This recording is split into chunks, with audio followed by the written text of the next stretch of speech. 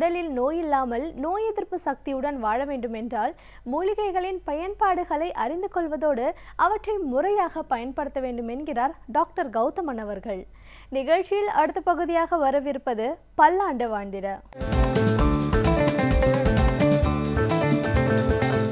அன்பான கலைஞர் தொலைக்காட்சி நேயர்களுக்கு என்னுடைய இனிமையான காலை வணக்கங்கள். இன்றைக்கி நம்ம பார்க்கக்கூடிய தாவரத்துடைய பெயர் சேற்றுப்புண் தழை அப்படின்னு சொல்லுவோம். பொதுவாக பாறை இடுக்குகளில் அதே போல் மலைகள் மேல் வளரக்கூடிய ஒரு தாவரம்னு சொல்லலாம். இதோட காய்கள் மேலே பார்த்தோம்னா ரொம்ப அழகான பழுப்பு நிறமான அல்லது சாம்பல் நிறமான ஒரு தோல் வரதை பார்க்க முடியும். அதே போல் அந்த காய்களுக்கு உள்ளே பார்த்திங்கன்னா அந்த தோலை நீக்கி உள்ளே பார்த்தோன்னா ரொம்ப அழகான சிவப்பு நிறமான பழங்கள் இருக்கிறத பார்க்க முடியும். இப்போ மழைக்காலம் தான். இந்த மழைக்காலத்தில் எல்லா மலைப்பகுதிகள்லையும் மலை இருக்கக்கூடிய குன்றுகள் இருக்கக்கூடிய பகுதிகள் எல்லாத்துலேயும் நம்ம இந்த சேற்றுப்புண் தழையை பார்க்க முடியும்.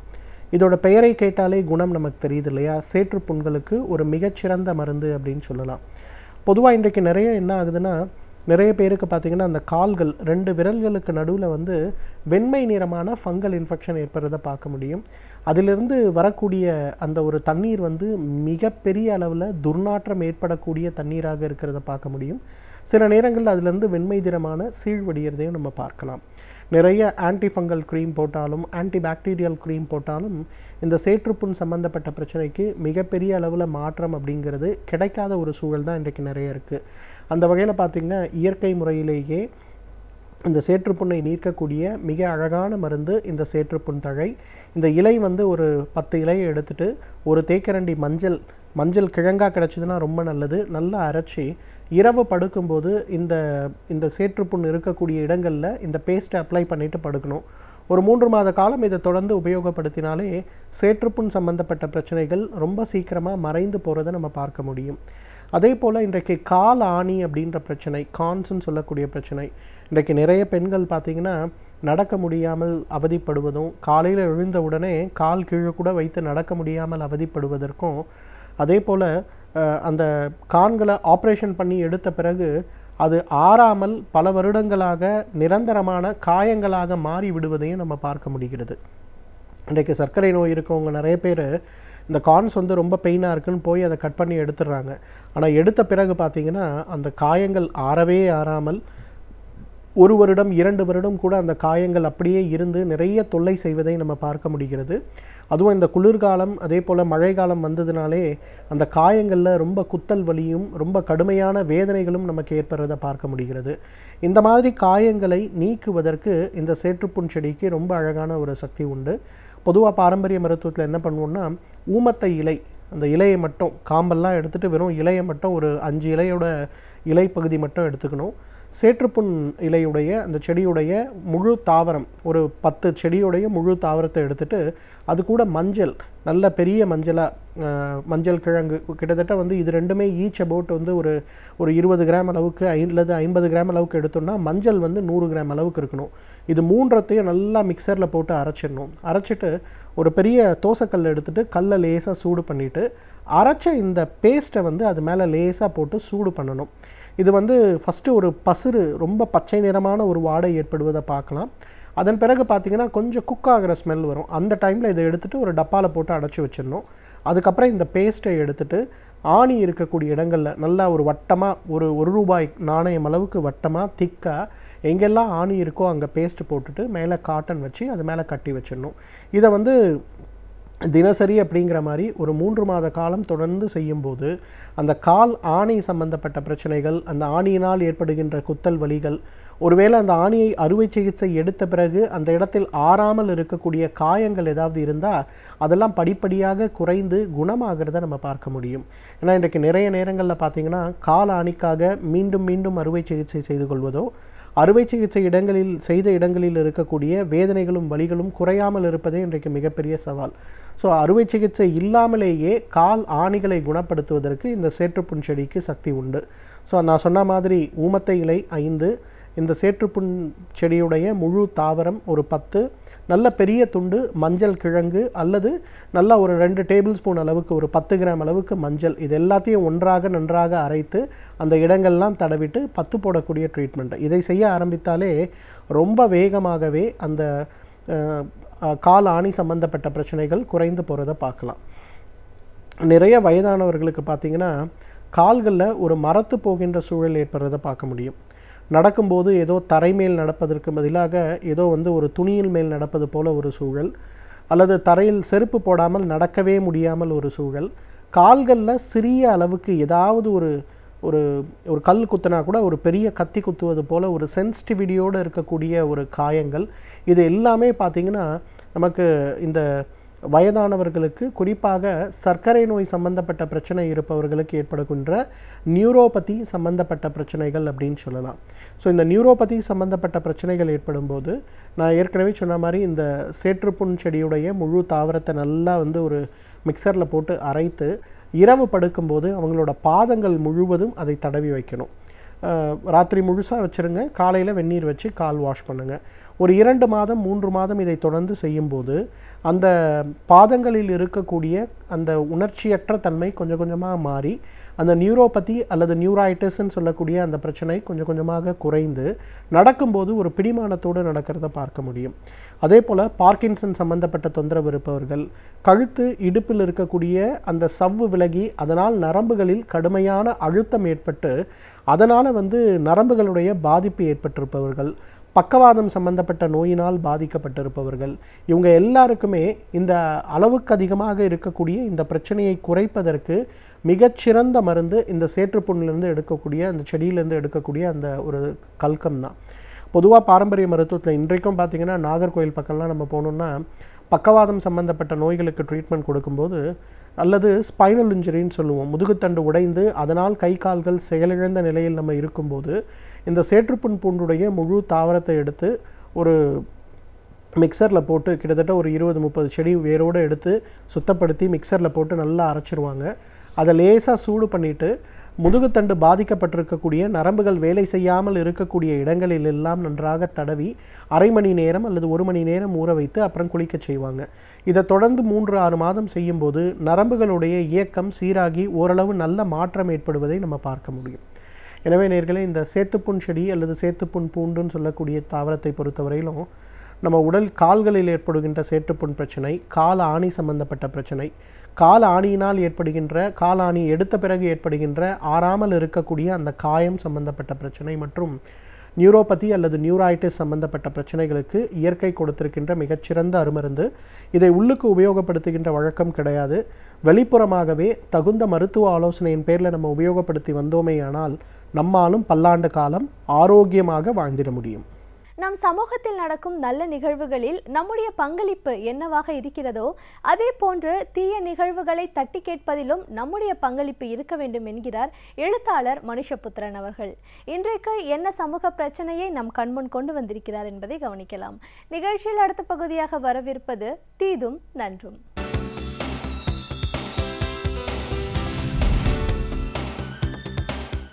வணக்கம் நண்பர்களே, இன்னும் ஒரு இனிய காலை பொழுதில் தீதும் நன்றும் நிகழ்ச்சியில் உங்களை சந்திப்பதில் மிக்க மகிழ்ச்சி அடைகிறேன். பொதுவாக இந்த திரைப்படங்களுக்கு வரக்கூடிய பிரச்சனைகள், நெருக்கடிகள் என்பது ஏதோ தமிழ்நாட்டில் தான் நடக்கக்கூடிய ஒரு பிரச்சனை என்று நாம் சில சமயம் நினைத்து விடுகிறோம்.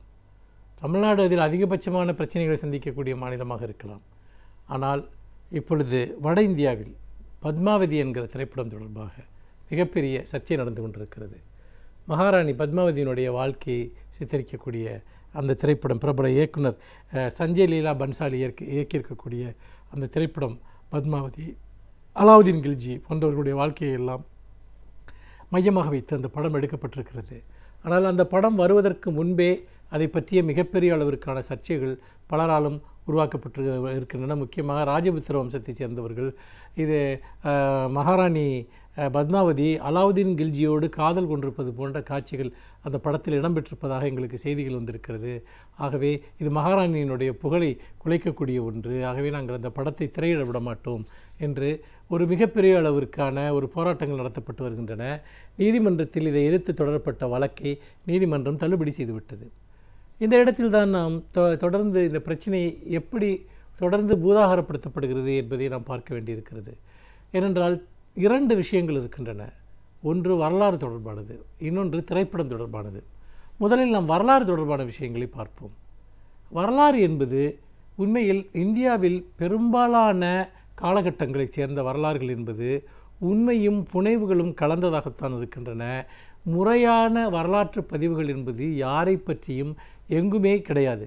மாறாக நம்முடைய இந்திய வரலாற்றினுடைய பல அம்சங்கள் எப்படி உருவாக்கப்படுகின்றன என்று சொன்னால், நம்முடைய புராணங்கள், காப்பியங்கள், இலக்கியங்கள், கல்வெட்டுகள், அதே போல் மக்களுடைய வழக்கில் சொல்லப்படுகிற கதைகள், சில ஓலைச்சுவடிகள், இப்படியெல்லாம் பல்வேறு நபர்களும் உதிரியாக வைத்திருக்கக்கூடிய தகவல்களின் மூலமாகத்தான் இந்திய வரலாறு என்பது உருவாக்கப்படுகிறது.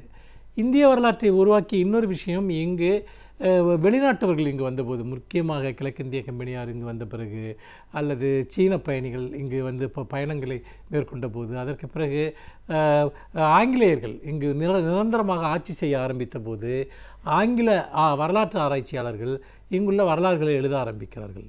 அந்த வரலாற்றில் கூட இந்தியாவை பற்றி எழுதக்கூடிய வரலாற்றில் அவர்களுடைய பார்வையில் இந்தியா எப்படி இருக்கிறது என்பது பதிவாகி இருக்கிறது. நாம் இப்பொழுது அவர்கள் உருவாக்கிய ஆவணங்கள், முக்கியமாக பிரிட்டிஷார் உருவாக்கிய ஆவணங்கள், அவர் வரலாற்று ஆசிரியர்கள், அதாவது நிர்வாக காரணங்களுக்காக அவர்கள் உருவாக்கிய ஆவணங்களிலிருந்தும், ஆங்கிலேய வரலாற்று ஆசிரியர்கள் உருவாக்கிய ஆவணங்களிலிருந்தும், பிரெஞ்சு நாட்டவர்கள் இங்கு வந்து அவர்கள் எழுதிய பல நூல்கள் ஆவணங்களிலிருந்தும் ஒரு பொதுவான வரலாற்று குறிப்புகளை நாம் உருவாக்கி கொண்டிருக்கிறோம். எந்த ஒரு அரசரை பற்றியும் அல்லது எந்த ஒரு மன்னரை பற்றியும் ராணியை பற்றியும் அவர்களுடைய காலத்தில் முறையான வரலாற்று பதிவுகள் என்பது இருக்கிறதா என்றால் நிச்சயமாக இல்லை. இருப்பதற்கான வாய்ப்பும் இல்லை. ஊடகங்கள் இல்லாத காலகட்டத்தில், வரலாற்றை எழுதுகிற பழக்கம் இல்லாத ஒரு காலகட்டத்தில், அல்லது ஒரு அதிகாரமிக்கவர்களின் மீது வழிபாடுகள் மட்டுமே நேர்ந்திருக்கக்கூடிய ஒரு காலகட்டத்தில் கதைப்பாடல்கள் வழியாகவோ அல்லது வாய்மொழி கதைகள் வழியாகவோ உதிரியாக இது போன்ற குறிப்புகள் வழியாகவோ தான் வரலாறு உருவாக்கப்படுகிறது. அப்படி இருக்கிற போது நாங்கள் சொல்வது தான் வரலாறு என்று ஏதாவது ஒரு குழு சொல்ல முடியுமா என்றால் நிச்சயமாக முடியாது. ஏனென்றால் வரலாறு என்பது இந்திய வரலாறு என்பது மிகுந்த புனைவுத்தன்மை கொண்டது. பல்வேறு விதமான கன்னிகளை இணைத்து உருவாக்கக்கூடிய ஒன்று. அப்படி இருக்கிற போது அது நீங்கள் ஒரு திரைப்படம் என்று வருகிறது என்று வைத்துக்கொள்வோம். ஒரு திரைப்படம் ஒரு வரலாற்றை சொல்லுகிறது, ஒரு மன்னருடைய வரலாற்றை சொல்கிறது, ஒரு காலகட்டத்தை சொல்கிறது, ஒரு அரசரை பற்றி சொல்கிறது, அல்லது வரலாற்றில் நடந்ததாக பதியப்பட்டிருக்கக்கூடிய ஒரு சம்பவத்தை சொல்கிறது என்றால், அந்த சம்பவம் பற்றி மிக குறைவாக இருக்கக்கூடிய தகவல்களின் அடிப்படையில் அது தொடர்பாக வெவ்வேறு நிலைகளில் உலவக்கூடிய வாய்மொழி கதைகள் அல்லது மரபுசார் தகவல்கள் இதையெல்லாம் வைத்துக்கொண்டும் கற்பனை கலந்தும் தான் ஒரு வரலாற்றை நாம் உருவாக்க முடியும். நாம் இன்று படிக்கிற வரலாற்று புதினங்கள் அனைத்துமே கற்பனை கலந்தது, யூகங்களின் அடிப்படையில் நடந்தது. எங்காவது ஒரு போர் நடந்திருக்கலாம், அல்லது எங்காவது ஒரு பெரிய அரண்மனை கட்டப்பட்டிருக்கலாம், ஒரு கோயில் கட்டப்பட்டிருக்கலாம். அதை பற்றி பெரிய தகவல்கள் இருக்காது. அப்படி இருக்கிற போது அந்த காலகட்டத்தில் இதெல்லாம் எப்படி நடந்திருக்க முடியும் என்று ஒரு தர்க்க ரீதியான யூகங்களின் அடிப்படையில் தான் வரலாற்றாசிரியர்கள் வரலாறுகள் எழுதுகிறார்கள். அதை பற்றி நாவல்கள் எழுதுகிறார்கள். திரைப்படங்கள் எடுக்கக்கூடியவர்கள் திரைப்படங்கள் எடுக்கிறார்கள். அப்படி இருக்கிற போது இதையெல்லாம் வைத்துவிட்டு தாங்கள் நம்புகிறபடி தான் ஒரு வரலாற்றை ஒரு திரைப்படம் சொல்ல வேண்டும், அல்லது தாங்கள் நம்புகிறபடி தான் ஒரு கதையை சொல்ல வேண்டும் என்று நிர்பந்திப்பது என்பது அடிப்படையிலேயே வரலாற்று உணர்வுக்கு எதிரானது. ஆனால் இதை பல குழுக்கள் செய்கின்றன. சில சாதி குழுக்கள் அதை செய்கின்றன. தங்கள் சாதியை பற்றி, எங்கள் சாதிகள் இப்படி விஷயம் கிடையாது, இதெல்லாம் நீங்கள் பொய்யாக சொல்கிறீர்கள் என்று சொல்லக்கூடியவர்கள், மதம் சார்ந்து சொல்லக்கூடியவர்கள், இதே போல் வரலாறு சார்ந்து சொல்லக்கூடியவர்கள், இவர்கள் எல்லோருமே இன்றைக்கு ஒரு உண்மையான ஆராய்ச்சிகளுக்கு எதிராக அல்லது கலைப்படைப்புகளுக்கு எதிராக ஒரு பெரிய நெருக்கடியை இந்தியா முழுக்க ஏற்படுத்தி வருகிறார்கள். இந்த நெருக்கடிகள் என்பது காலம் செல்ல செல்ல ஒரு சுதந்திரமான சிந்தனைகளின் மீது ஒரு பெரிய நெருக்கடியாக மாறி இருக்கிறது. உதாரணமாக டோனி வெண்டிகரனுடைய புத்தகம், அதாவது இந்து மதத்தினுடைய வரலாறு பற்றிய புத்தகம், அவருடைய பார்வையில் ஒரு புத்தகத்தை எழுதிய போது அதை நிர்பந்தித்து அதன் மீது ஒரு தடை பெறப்பட்டது. இப்படித்தான் இது தொடர்ச்சியாக இது போன்ற விஷயங்கள் இந்தியாவில் தொடர்ந்து நடக்கின்றன. இங்கு கூட மீண்டும் மல்லர் வரலாறு என்கிற ஒரு புத்தகம், பெருமாள் முருகனுடைய புத்தகம் எல்லாம் கூட தடை செய்யப்பட்டன. பிறகு நீதிமன்றத்தால் அந்த தடைகள் விலக்கப்பட்டதை எல்லாம் நாம் பார்த்தோம். அப்படி பார்க்கிற ஒரு காலகட்டத்தில் இந்த தடைகள், நெருக்கடிகள், சாதி குழுக்கள், மதக்குழுக்கள் ஏற்படுத்துகிற நெருக்கடிகள் என்பது அது நிச்சயமாக கலைப்படைப்புகளுக்கு மட்டுமல்ல, வரலாற்று சார்ந்த ஆய்வுகளுக்கே மிகப்பெரிய அபாயமாக முடியப் போகிறது. இதை நாம் கடுமையாக எதிர்க்க வேண்டும் என்பதை இங்கு நான் வலிமையாக பதிவு செய்கிறேன். மீண்டும் இன்னும் ஒரு புதிய சிந்தனையோடு உங்களை சந்திக்கிறேன். நன்றி, வணக்கம். ஒரு துறையை பற்றி நாம் முழுமையாக அறிந்து கொள்ள வேண்டும் என்றால் அத்துறையை சார்ந்த வல்லுநர்கள் அந்த துறையை பற்றி அனைத்து தகவல்களையும் நம்மோடு பகிர்ந்து கொள்ளும் பொழுதுதான் அவற்றை நாம் முழுமையாக அறிந்து கொள்ள முடிகிறது. அந்த வகையில் இன்றைக்கு நாம் சந்திக்கவிருக்கும் சிறப்பு விருந்தினர் எந்த துறையிலிருந்து வந்து என்ன பயனுள்ள தகவல்களை நம்மிடையே பகிர்ந்து கொள்ள இருக்கிறார் என்பதை கவனிக்கலாம். நிகழ்ச்சியில் அடுத்த பகுதியாக வரவிருப்பது சிறப்பு விருந்தினர்.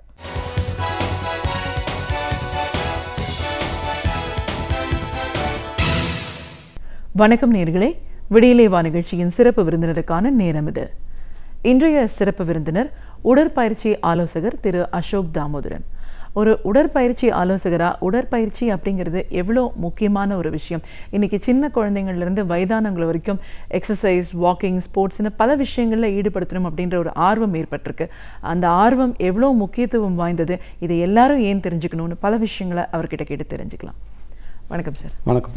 ஒரு உடற்பயிற்சி ஆலோசகராக எங்கள் நிகழ்ச்சிக்கு உங்களை நாங்கள் முதல்ல வரவேற்கிறோம் சார்.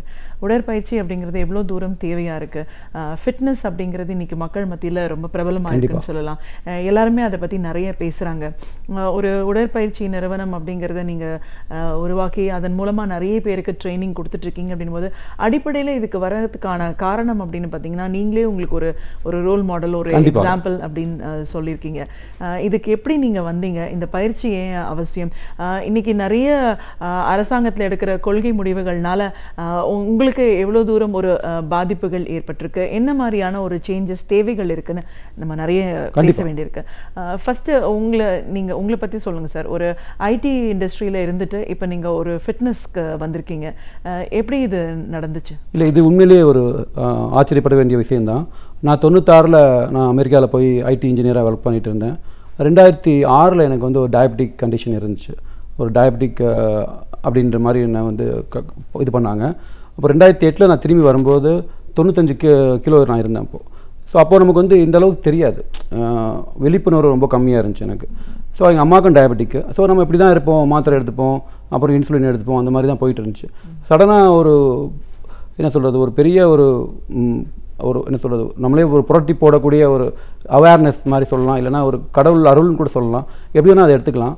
பட் நானே வந்து ஒரு 8 மாதத்தில் ஒரு 68 கிலோ குறைச்சது மட்டும் இல்லாமல் டயபெட்டிக்கும் நான் ரிவர்ஸ் பண்ண முடிஞ்சு என்னால்.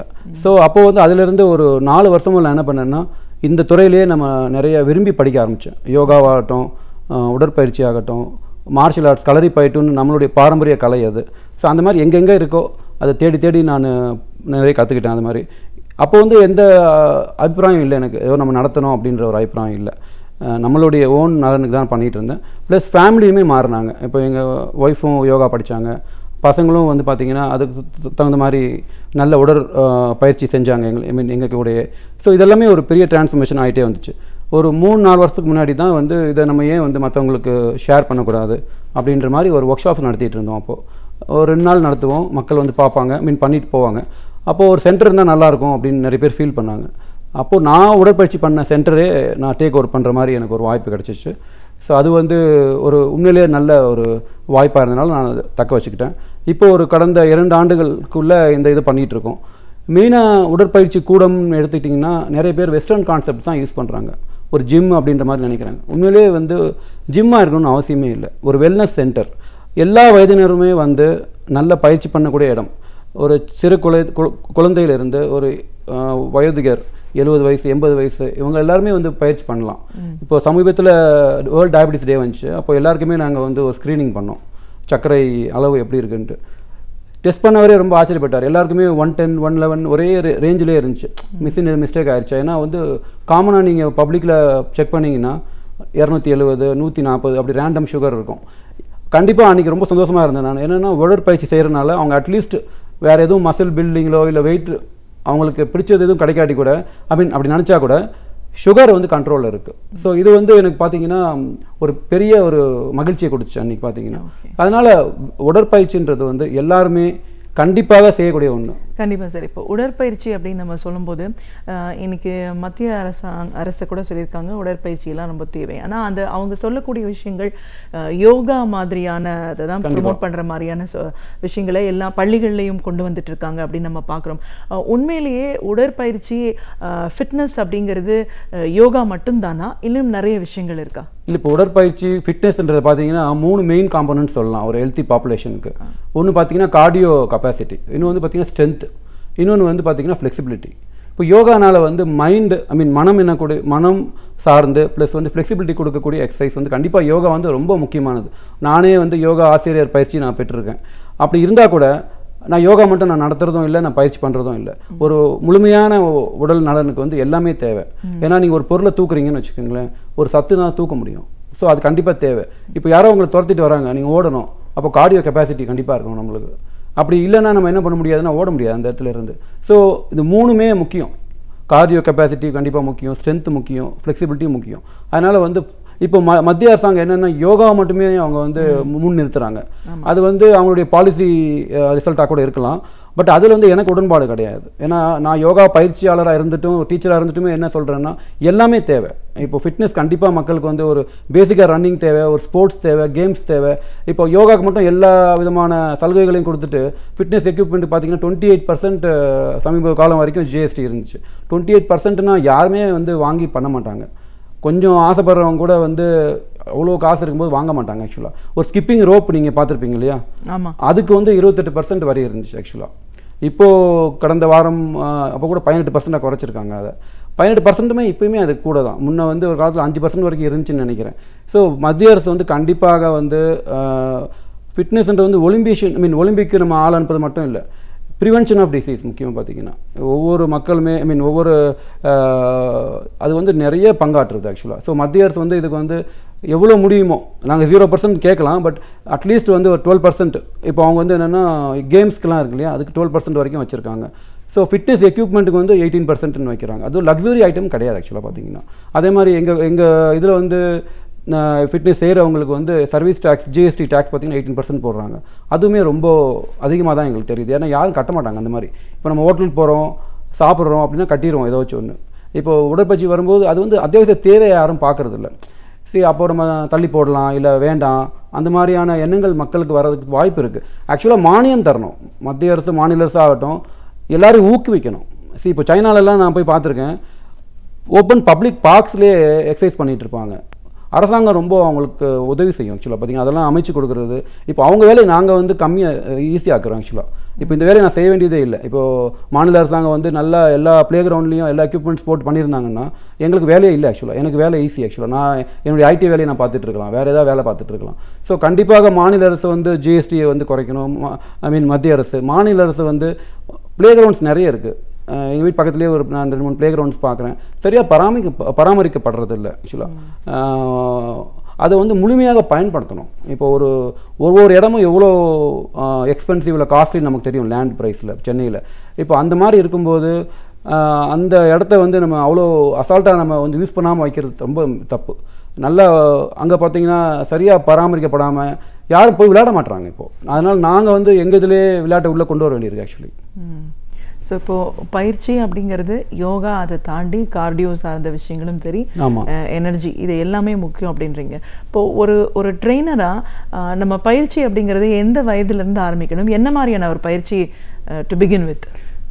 ரொம்ப நல்ல கேள்விமா. பயிற்சி என்பது வந்து ரொம்ப சிறு வயதுலேருந்தே நம்ம ஆரம்பிக்கலாம். ஆக்சுவலாக பார்த்திங்கன்னா ஒரு 5-6 வயசு குழந்தைக்கே வந்து ஒரு பேசிக்கான மூமெண்ட்ஸ் நல்லா சொல்லித்தரணும் நம்ம. ஏன்னா அவங்களுக்கு அப்பயே பேலன்ஸ் நல்லா விரும்பி விளையாடுவாங்க அவங்க ஆக்சுவலாக. இப்போ வந்து வெளியே போய் விளையாடக்கூடிய வாய்ப்பு இல்லாதனால நிறைய ஃபோன்ஸ்லேயே அவங்க வந்து மூழ்கிறத பார்க்க முடியுது. ஒரு பொண்ணுக்கிட்ட நான் பேசிட்டு இருந்தேன், என்ன கேம்ஸ் விளையாடுவேன் பாப்பான்னு கேட்டால், நான் விளையாடுவேன் அங்கிள், என்ன கேம்ஸ், நானும் கேட்டது வந்து ஏதோ சாக்கரோ இல்லை அது மாதிரி ஏதோ சொல்லுன்ட்டு பார்த்தா நான் ஃபோனில் விளையாடுவேன்ட்டு அந்த கேமோடைய பேர் சொல்லுது. ஸோ கேம்ஸ்னாலே அவங்களுக்கு என்ன ஆயிடுச்சுன்னா ஃபோனில் இருக்க கேம்ஸ்ன்னு ஆயிடுச்சு. ஸோ அவங்களுக்கு வந்து மார்ஷல் ஆர்ட்ஸ், இப்போ களரி பயிட்டுன்றது நம்மளுடைய பாரம்பரிய கலை, சிலம்பாட்டம், இல்லை சிம்பிளான மூமெண்ட்ஸில் ஓடி விளையாட வைக்கிறது, அந்த மாதிரியான சின்ன வயசுலேருந்து ஆரம்பிக்கலாம். ப்ளஸ் வந்து ஒரு 10 வயசு 12 வயசுலலாம் வந்து நல்லா இன்ட்ரடியூஸ் பண்ணலாம் கேம்ஸ். ஆக்சுவலி ஸ்போர்ட்ஸ், பேட்மிண்டனாக இருக்கலாம், இல்லைனா சாக்கர் ஃபுட்பாலாக இருக்கலாம், கிரிக்கெட்டாக இருக்கலாம், என்ன ஸ்போர்ட்ஸ்னாலும் இன்ட்ரடியூஸ் பண்ணலாம். அப்போ நல்ல ஃப்ளெக்சிபிலிட்டி. நிறைய பேர் உட்கார முடியல. இப்படி பார்த்தீங்கன்னா ஒபிசிட்டி சில்ட்ரனில் வந்து நாங்களே எங்கள் சென்டர்லேயே பார்க்குறோம், ஒரு 10வது படிக்கிற பசங்களுக்கு டைப் 2 டயபிட்டிஸ் இருக்கிறதும், உடற்பருமன் இருக்கிறதும், அவங்களுக்கு வந்து ஒரு வயது தோற்றமே வந்துடுது அவங்களுக்கு. ஆக்சுவலாக ஒரு 20-25 வயசுக்கு இருக்கிற அந்த தோற்றம் அல்லது அந்த மாதிரியான உடல் அமைப்பு அவங்களுக்கு இருக்குது. ஸோ கண்டிப்பாக நம்ம வந்து இது ஒரு போர் அடிப்படையில் இதை நம்ம செய்யணும். ஒவ்வொருத்தருமே என்ன நினைக்கிறோம்னா, நம்ம குழந்தைங்களுக்கு நிறைய செய்கிறோம்னு நினைக்கிறோம். நம்ம சமுதாயத்தில் வந்து பெற்றோர் வந்து குழந்தைங்களுக்கு நிறைய செய்ய அப்படின்ற எண்ணம் ரொம்ப இருக்குது. ஏன்னா நான் அமெரிக்காவிலலாம் பார்த்தீங்கன்னா அந்தளவுக்கு இருக்காது. அவங்க ரொம்ப இண்டிபெண்ட்டாக இருப்பாங்க.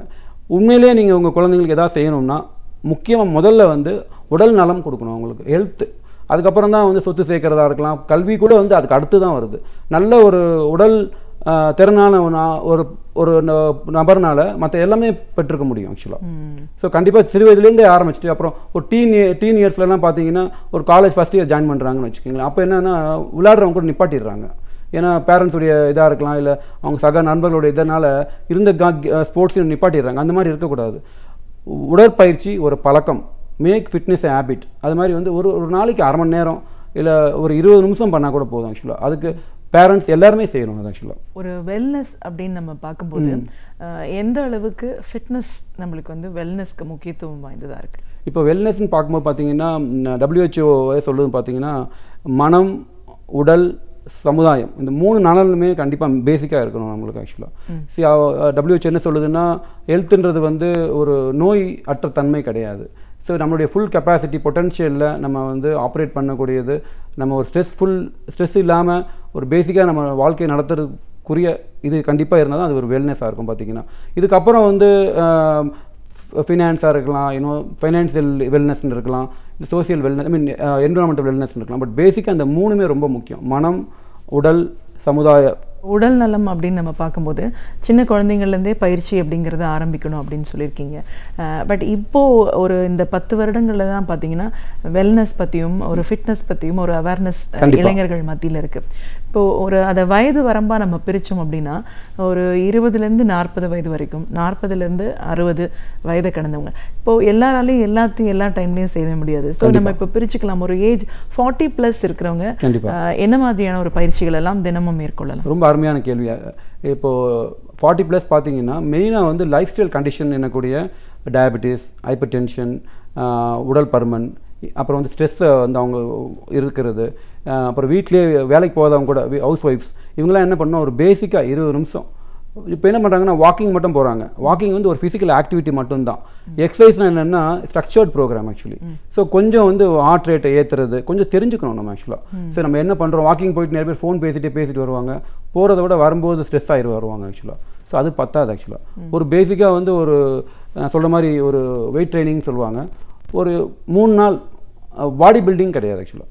சில நம்ம பேசிக் மசில் குரூப்ஸை வந்து நம்ம வந்து அதில் ஒர்க் பண்ணணும். அப்புறம் ஒரு 3 நாள் ரன்னிங்கோ இல்லை ஜாகிங் அது பண்ண முடியாது. ஒரு பிரிஸ்க் வாக்கிங் என்ன பண்ணுறாங்கன்னா ரொம்ப பேசிக்கிட்டே போகிறது அந்த மாதிரி கிடையாது. எதுவும் பேசாமல் மொபைல் ஃபோன்லாம் எடுத்துகிட்டு போகாமல் பிரிஸ்காக வாக் பண்ணணும். உண்மையிலேயே அதில் ஒர்க் பண்ணணும் நம்ம ஆக்சுவலாக. அப்புறம் உணவு ரொம்ப ரொம்ப முக்கியம். இதெல்லாம் பண்ணிவிட்டு நைட்டு புரோட்டா சாப்பிட்றது, ரொம்ப லேட்டாக தூங்குறது, அப்போது அதுக்கு பலன் கிடையாது.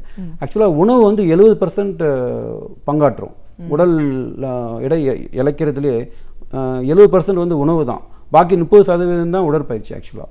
ஸோ அதனால் உணவு பழக்கம் வந்து இப்போ 6-7 மணிக்கு மேலே நான் ஈவினிங்கில் சாப்பிட்றது வந்து கொஞ்சம் ரொம்ப கம்மி பண்ணிக்கிறது.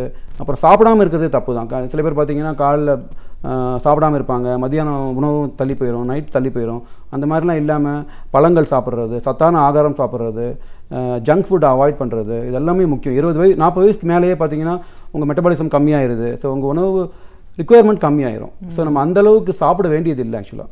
எப்போயா சாப்பிட்லாம், பட் சீட் மீல்ன்ற மாதிரி வாரம் ஒரு தடவை நம்ம விரும்பி சாப்பிட்லாம். மற்ற நாள்லாம் வந்து உடல் நல்லத்துக்கு சாப்பிடணும் ஆக்சுவலாக. ஓகே. இப்போ இந்த யங்ஸ்டர்ஸ் எடுத்துக்கிட்டிங்கன்னா அவங்களுடைய ஒர்க் ஸ்டைலே ஒரு மாதிரி உட்கார்ந்துட்டு இருக்கிற மாதிரி பல மணி நேரம் வேலை செய்யக்கூடிய ஒரு சூழல். அது கண்களையும் பாதிக்குது, உடலையும் பாதிக்குதுன்னு சொல்கிறோம். ஒபேசிட்டிக்கு இது ஒரு காரணம் கூட நிறைய டாக்டர்ஸ் சொல்கிறத கேட்குறோம். இன்றைக்கி இந்த 20லேருந்து 40க்குள்ளே இருக்கிறவங்க ஃபிசிக்கல் ஆக்டிவிட்டி அப்படிங்கிறது ஒரு லெஸ் டைம் அப்படிங்கிற மாதிரி ஆயிடுச்சு. ஸோ இப்போ அந்த மாதிரி வயசில் இருக்கிறவங்க இப்படிப்பட்ட ஐடி துறையில் இருக்காங்கன்னா அவங்களுக்கான ஒரு வெல்னஸ் ஃபிட்னஸ்னால் என்ன பண்ணலாம்? அவங்க என்ன பண்ணலான்னு கேட்டிங்கன்னா குரூப் ஆக்டிவிட்டிஸ் நிறைய பண்ணலாம். ஏன்னா தனியாக போய் பண்ணும்போது போர் அடிக்கும் அவங்களுக்கு. இப்போ நண்பர்களோட வந்து எதாவது சேர்ந்து பண்ண எல்லோரும் விருப்பப்படுவாங்க இல்லையா? அந்த மாதிரி நேரத்தில் வந்து சாப்பிடாததுக்கு போகாமல் இப்போ நிறைய இடங்களில் பார்த்தீங்கன்னா விளையாடலாம். நீங்களே போய் இப்போ ஃபுட்சால்ன்றது இருக்குது, கேம்ஸ் விளையாடுறதுக்கு நிறைய இடங்கள் இருக்குது. அந்த மாதிரி போய் விளையாடலாம். இல்லைனா ஏதாச்சும் ஒரு சேலஞ்சிங்கான ஆக்டிவிட்டி, காலைல போய் நம்ம மேரத்தான் ஓடலாம் வாங்க. இப்போ விப்ரோ மேரத்தான் டிசம்பரில் வருது. நிறைய மேரத்தான்ஸ் இப்போ நிறைய பண்ணுறாங்க ஆக்சுவலாக, ப்ரைவேட்லேயும் சரி அந்த மாதிரியான குரூப்ஸ் நிறைய பண்ணுறாங்க. ஏதாவது ஒரு மேரத்தான் சைன் அப் பண்ணலாம், ஒரு 5 கிலோமீட்டர் நம்ம ஓட பார்க்கலாம். அப்புறம் அந்த மாதிரி 20லேருந்து 40 வந்து நிறைய ஒரு மாதிரி பார்த்திங்கன்னா கொஞ்சம் ஒரு சேலஞ்சை நோக்கி பண்ணக்கூடியது. ஏன்னா நண்பர்கள் வந்து ஊக்குவிப்பாங்க, நான் இதை பண்ணிட்டேன். இப்போ ஃபஸ்ட்டு ஒரு 10 கிலோமீட்டர் ஓடினாலே ஒரு சந்தோஷமாக இருக்கும் நம்மளுக்கு. அப்புறம் ஒரு 20 கிலோமீட்டர் ஓடலான்னு ஒரு எண்ணம் வரும். அது மாதிரி ஜூம்பா டான்ஸ் அந்த மாதிரி நிறைய இருக்குது. இப்போ ஜூம்பா டான்ஸ் இருக்குது, அது மாதிரி ஆரோபிக்ஸ் இருக்குது, பூட் கேம்ப்ன்ற மாதிரி எல்லாம் சேர்ந்து பண்ணக்கூடியது ஆக்டிவிட்டீஸ் நிறைய பார்த்திங்கன்னா. அந்த மாதிரி பண்ணுறது ஒரு 3 நாள் 4 நாள் வாரத்துக்கு ஏதாச்சும் ஒரு பண்ணிடணும். அந்த மாதிரி ஸ்போர்ட்ஸ் அப்படின்னு நம்ம சொல்கிறோம், இது விளையாட்டில் ஒரு முக்கியமாக எடுக்கிறவங்க மட்டும்தான் அது ஒரு ஃபோக்கஸ்டாக எடுத்து கிரவுண்டில் போய் ப்ராக்டிஸ் அப்படிங்கிறத நம்ம பார்க்குறோம். ஆனாலும் இந்த பிளே கிரவுண்ட் ஆக்டிவிட்டிலேயே அந்த காலத்துலலாம் பார்த்தீங்கன்னா எல்லாருமே ஏதாவது ஒரு விளையாட்டில் பங்கெடுத்துட்டு இருக்கிற ஒரு சூழல் பார்க்குறோம்.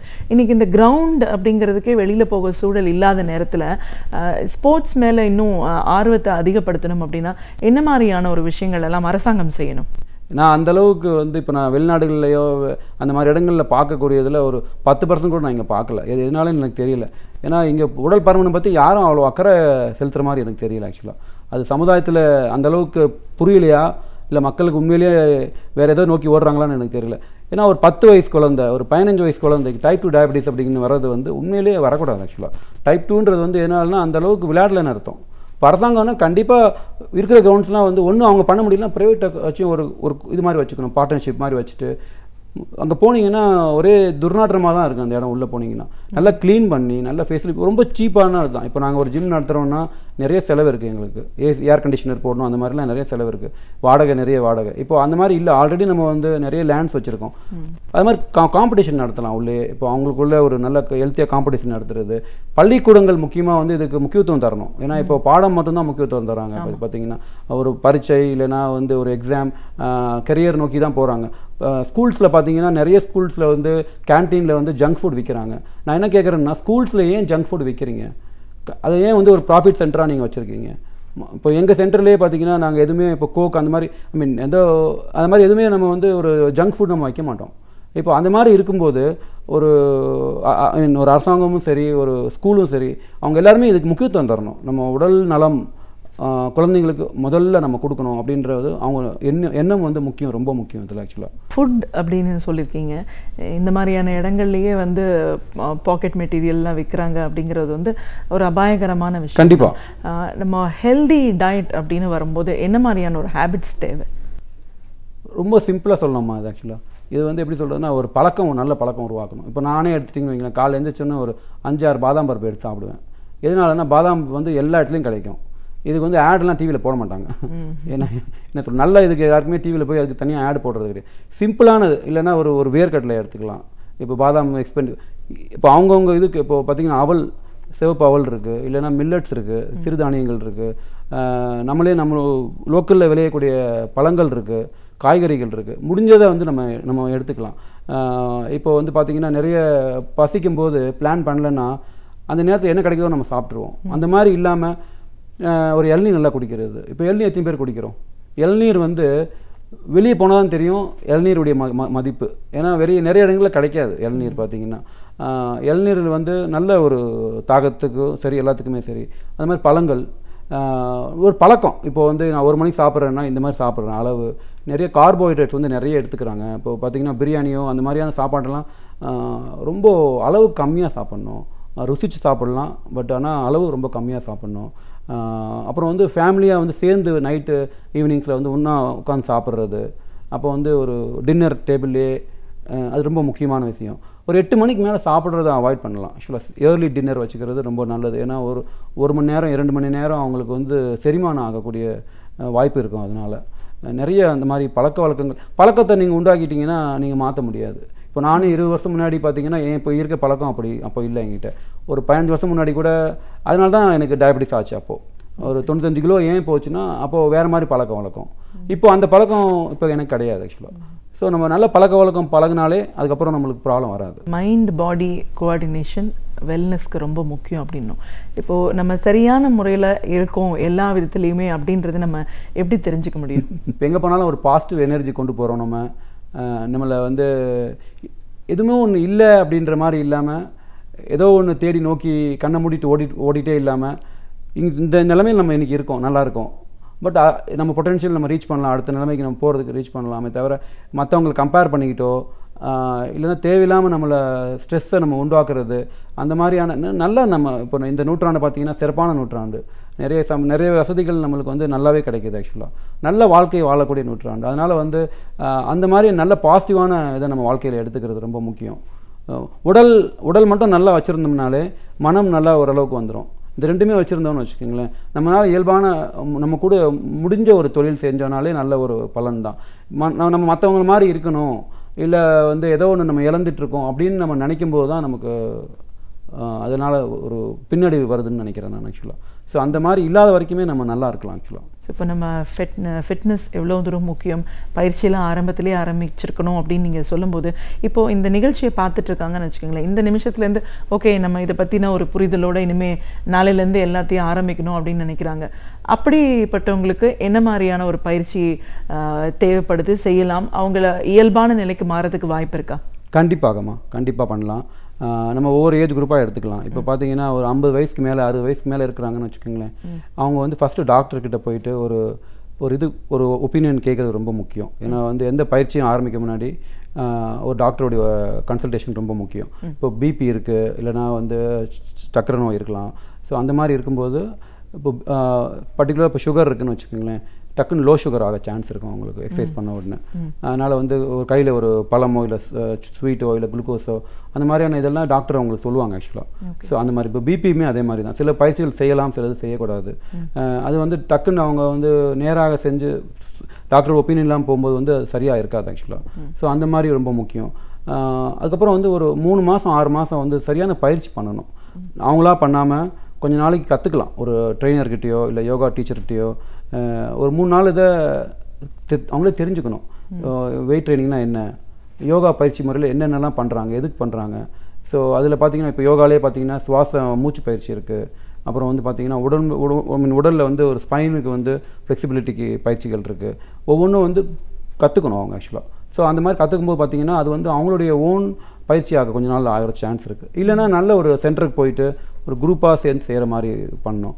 அதுக்கப்புறம் வந்து மனத்துக்கு வந்து அது மனநலனுக்கு வந்து முக்கியமாக இதாக செய்யணும். அவங்க தியான பயிற்சி செய்யலாம், இல்லைனா நல்ல பாடல்கள் கேட்கலாம். அந்த மாதிரி மியூசிக் தெரப்பி வந்து ரொம்ப நல்லது. ஸோ இதெல்லாம் பண்ணும்போது வந்து அவங்களுடைய அதுக்கப்புறம் வந்து கண்டினியூ பண்ணணும் ஆக்சுவலாக. இப்போ நிறைய பேர் என்ன பண்ணுறாங்க, ஒரு அந்த நேரம் இப்போ நீங்கள் பார்க்குறாங்கன்னு வச்சுக்கோங்களேன், அடுத்த வாரம் போய் சேருவாங்க, ஒரு 2 மாதத்தில் விட்டுருவாங்க. இது வந்து அந்த மாதிரி பண்ணக்கூடாது. கொஞ்சம் நம்ம இது வந்து இன்சூரன்ஸ் பாலிசி மாதிரி, நம்ம எப்போ நம்ம இறக்குற வரைக்கும் செய்யணும். அந்த மாதிரி ஒரு எண்ணம் கண்டிப்பாக இன்றைக்கி வரணும் அவங்களுக்கு, பண்ணாதவங்களுக்கு.